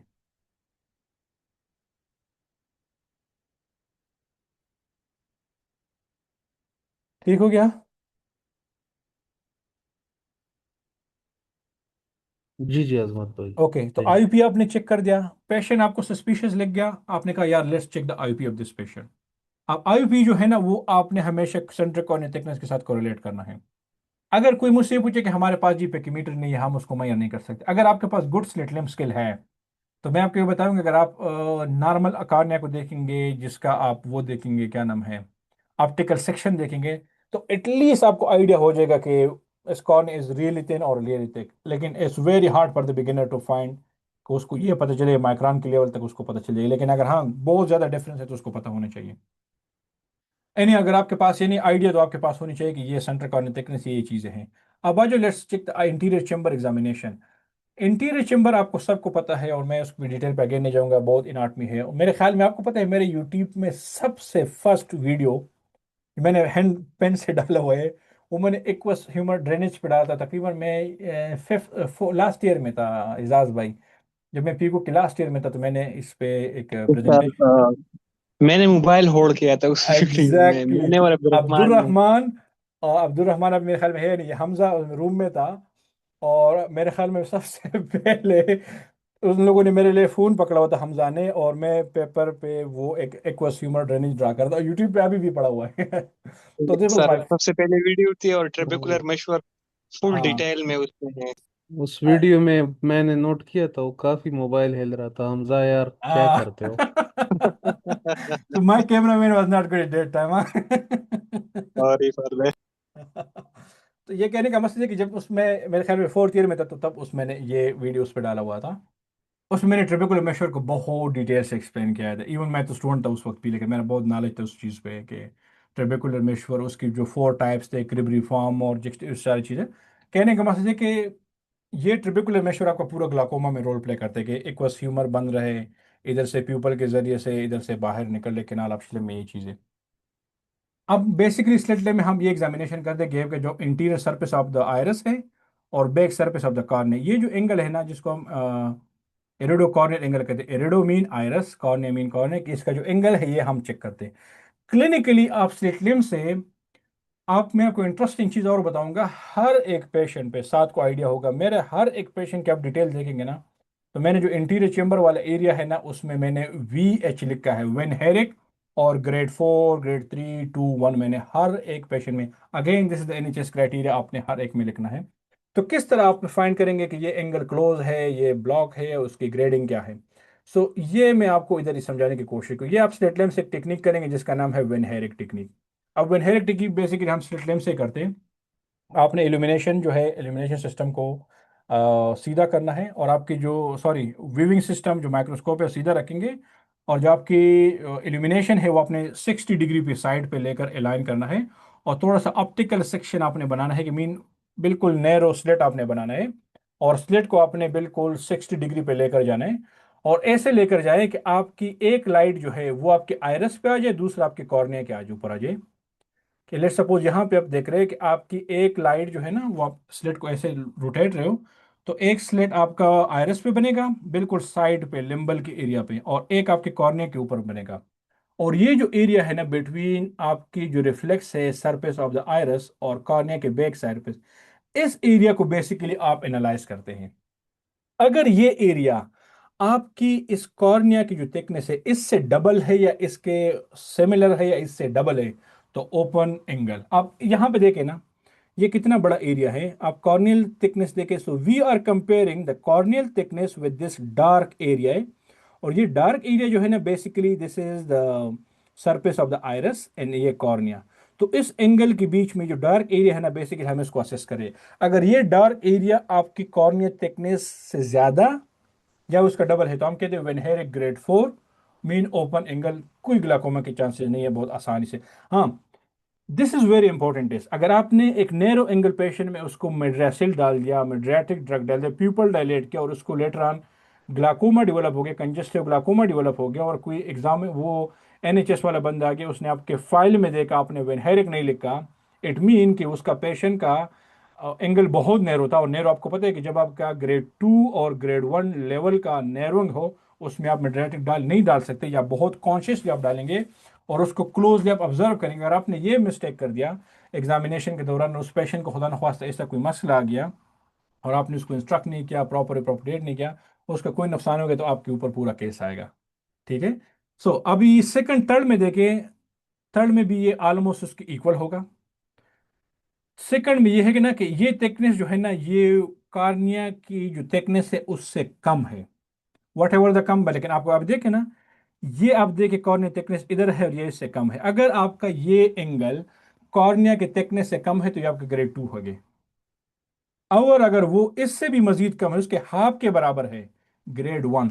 सो ग्रेड 1 एंड ग्रेड 2 में वेरी वेरी कॉन्शियस, और आपने ऐसे प्रोसीजर में जो है ना ड्रॉप्स वगैरह बहुत एहतियात से या बिल्कुल नहीं डालना। वो देखते हैं कि आपका ड्रॉप डालना कितना इंपॉर्टेंट है। अगर ड्रॉप्स डालना इतना इंपॉर्टेंट है तो प्लीज़ रेफर टू हॉस्पिटल, कि वो उधर उधर करे, आप ना करें, क्योंकि अगर उधर से कुछ भी चीज़ प्रेशर राइज हो तो उसके पास सारी चीज़ें अवेलेबल है। सो ये असेसमेंट बहुत ज़रूरी है। लेट्स सपोज अगर आपके पास डिस्क में कोई चेंजेस नज़र आ गया, उसका प्रेशर भी राइज है, तो आपने फिर देखना है कि is this glaucoma is open angle glaucoma और क्लोजर एंगल ग्लाकोमा। अगर आपके पास ग्रेड 3 और ग्रेड 4 आ रहे हैं तो ये ओपन एंगल है, लेकिन 2 और 3 में आ रहे हैं, इट्स वेरी वेरी सस्पिशियस, और हो सकता है कि उसकी पेरिफेरी में कोई ना कोई वो जो सैनिक वगैरह, इसको हम कहते हैं पोस्टीरियर इंटीरियर सैनिक के पास, जो कहते हैं PAS, पोस्टीरियर इंटीरियर सैनिक, तो वो होगा। फिर आपने बेटर ये है ना, कि अगर आपके पास अगर गोनियो लेंस है, तो आपने गोनियोस्कोपिक प्रोसीजर, हाँ ये गोनियो लेंस हमारे पास नहीं है, लेकिन जिस लोगों ने ग्लाकोमा में स्पेशलाइजेशन किया है, वो ऑप्टोमेट्रिस्ट जिसने ग्लाकोमा में स्पेशलाइजेशन किया, आप, मैंने आपको पहले बताया, भी बता रहा हूँ, यहाँ पे कुछ ऑप्टोमेट्रिस्ट ग्लाकोमा के स्पेशलिस्ट होते हैं, लो विजन के, और कुछ IP इंडिपेंडेंट प्रिस्क्राइबर होते हैं। जिन लोगों के पास ग्लाकोमा में डिप्लोमा स्पेशलाइजेशन है वो लोग फिर हम उसको रेफर कर सकते हैं कि आप please this is the angle when here grade 2 angle, please आप उसकी गुनोस्कोपी करें और हमें बता दें, क्योंकि गुनोस्कोपी में तो हम ज़्यादा सुपीरियर और इन्फीरियर नहीं देख सकते, जस्ट एक ओवरऑल हॉरिजॉन्टल साइड पे देख सकते हैं। पर जो ग्लाकोमा स्पेशलिस्ट है वो 360 डिग्री पूरे एंगल को ड्रा करके आपको बताएंगे कि ये गुनोस्कोपी से बताएंगे कि वो अपनी ग्रेडिंग शफर से फिर करते हैं, शफर ग्रेडिंग पे आपको बताएंगे कि ग्लाकोमा के सॉरी वो के इंटीरियर चेम्बर के एंगल का क्या सिचुएशन है। तो लेकिन बीन ऑप्टोमेट्रिस्ट वन हेयर का टेक्निक सबको आनी चाहिए। यूट्यूब पे थोड़ा सा उसकी वीडियो देके कि हम स्लिटिम को सारी चीज़ों को किस तरह ऐलान करके उसको आप मैयर कर सकते हैं। This is very very important. आप सुबह से हर बंदा इस पर ट्राई करे तो मेरे ख्याल में इसमें इतनी कोई बड़ी मुश्किल बात नहीं है। तो एंगल भी आपने कर दिया। ये लकीली मैंने उसको पिक्चर डाला हुआ है, ये ग्रेड 4 वन हेयर का आपने देखे। ये आपका लाइट इधर आ रहे है आयरस के ऊपर, ये कॉर्ने के ऊपर, ये जो एरिया है बीच में ये ब्लैक एरिया, आप जरा देखें ना कॉर्ने की विटनेस इसमें देखें तो उसका ऑलमोस्ट डबल है। तो it mean this is grade 4 when Herrick. तो आप उसमें आसानी से उसको चेक करते हैं। हाँ गुनास की भी उसको मैं डिटेल नहीं करूंगा, आपको आइडिया होनी चाहिए कि हम उसको किस तरह करते हैं। अब मज़े की बात यह है जावेद भाई आपको पता होगा नहीं होगा, हमारे पीको में वो गोल्डमैन सॉरी वो गोनोस्कोपी वाले लेंस पड़ा होता है, 4 लेंसेज उसमें पड़े होते हैं। मैंने सिराजमत से लेकर ना मैं वार्ड में चले गया था, वहाँ पे डॉक्टर खलील था और मैंने उसका मैंने लेंस जो है ना वो पीकू से लाया और हम let's see try in the patient. हमने वार्ड में 2 3 4 पेशेंट पे ये चीज़ ट्राई की, लेकिन मेरा इतना हाथ साफ नहीं हुआ था उस पर, लेकिन मैंने उसको उधर डॉक्टर खलील भी खुद सीख रहा था, वो उस वक्त टीम होता। तो हम मिलकर ना हमने 3 4 पेशेंट के रेंडमली उस पर वो गुनास्कोपी का प्रोसीजर किया, फिर साथ में पिक्चर देख एटलीस्ट मुझे स्ट्रक्चर नज़र आ रहे थे, लेकिन उतना डिटेल नॉलेज और मैं खुद भी स्टूडेंट था तो मुझे उतना ज़्यादा आइडिया नहीं था। लेकिन आई हैव ट्राई कुछ ना कुछ गोनोस्कोपी मैंने ऑलरेडी उधर किया था और पीकू में पढ़े भी है। अगर जो स्टूडेंट अभी पीकू से है तो वो अगर आपके किसी के साथ टीचर के साथ अच्छे ताल्लुकात हैं तो उससे ले ले, अच्छे से 2 3 किस्म के लेंसेज पड़े हुए, वार्ड चले जाओ और थोड़ा सा अपने इंटीरियर चेम्बर की एग्जामिनेशन करें। ये वो Shaffer grading again I am not going in this way. अगर वो ग्रेड 4 है तो वाइड एंगल आपके सारे के सारे स्ट्रक्चर मेरे ख्याल में ऑलरेडी सब लोग पढ़ चुके हैं, ये उनके ग्रेडिंग है कि अगर आप ग्रेड 4 है आपका पूरा एंगल ओपन है और आपकी जो 4 स्ट्रक्चर है वो 4 स्ट्रक्चर के बेस पे अगर आपको ये चीज़ आपकी अगर आपको श्वाब लाइन नज़र आते हैं, आपको ट्रिबिकुलर मेशवर नज़र आते हैं, स्क्लीरस स्पर और सिलरी बॉडी, अगर आपको चारों के चार स्ट्रक्चर गुनास्कोपी में नज़र आ रहे हैं तो ग्रेड 4 और एंगल ओपन। लेकिन अगर आपको सिलरी बॉडी नज़र नहीं आ रहा, तीनों वहाँ नज़र आ रहे हैं तो आपका ग्रेड स्ट्रक्चर 2। ये इतना आसान है कि आप चार नज़र आ रहे हैं तो ग्रेड 4 ओपन एंगल, 3 आ रहे हैं तो ग्रेड 3 और आप इसको कहते हैं कि सेल ओपन एंगल। अगर आप सिर्फ 2 स्ट्रक्चर आपको नज़र आ रहे हैं जैसे श्वाब लाइन और ट्रिपिकुलर मेशवर तो आपकी मॉडरेटली ओपन एंगल है, possibly risk of angle closure, और ये ग्रेड 2 है। ओनली अगर आपको श्वाब लाइन नज़र आ रहे हैं तो this is very narrow, highly likely to be angle closure glaucoma chances, और ये ग्रेड 1। अगर आपको कुछ भी स्ट्रक्चर नज़र नहीं आ रहा तो this is 0 grade.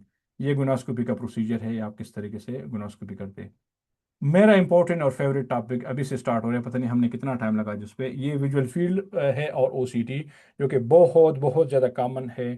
Question point of view से क्लिनिकल इंटरप्रिटेशन हमारे ऑप्टोमेट्रिस्ट अनफॉर्चुनेटली बहुत वीक है कि वो एक विजुअल फील्ड को किस तरीके से इंटरप्रेट करते हैं, उसको किस तरीके से देखते हैं, उसका कंसेप्ट क्या है। और उसके अलावा मेरे ख्याल में दूसरा जो है वो है ओसीटी, लेकिन मुझे नहीं लग रहा कि इसको हम आज कवर करेंगे। सो मेरे ख्याल में अगर इसमें हम एक सेशन और रखेंगे तो उसमें फिर हम विजुअल फील्ड और ओसीटी और उसके अलावा मैंने कुछ और मजीद क्लिनिकल केसेस रखे हुए हैं कि उसको हम दोबारा करें। क्या असमत ख्याल है भाई आपका? मेरा भी यही ख्याल है ना कि ये जो इन्वेस्टिगेटिव पार्ट है उसको ज़रा अपने उसमें कर लेता हूँ। मेरे ख्याल में इसको हम दूसरे सेशन पर रखेंगे तो अच्छा रहेगा। जी सर, फिर से होगा तो फ्रेश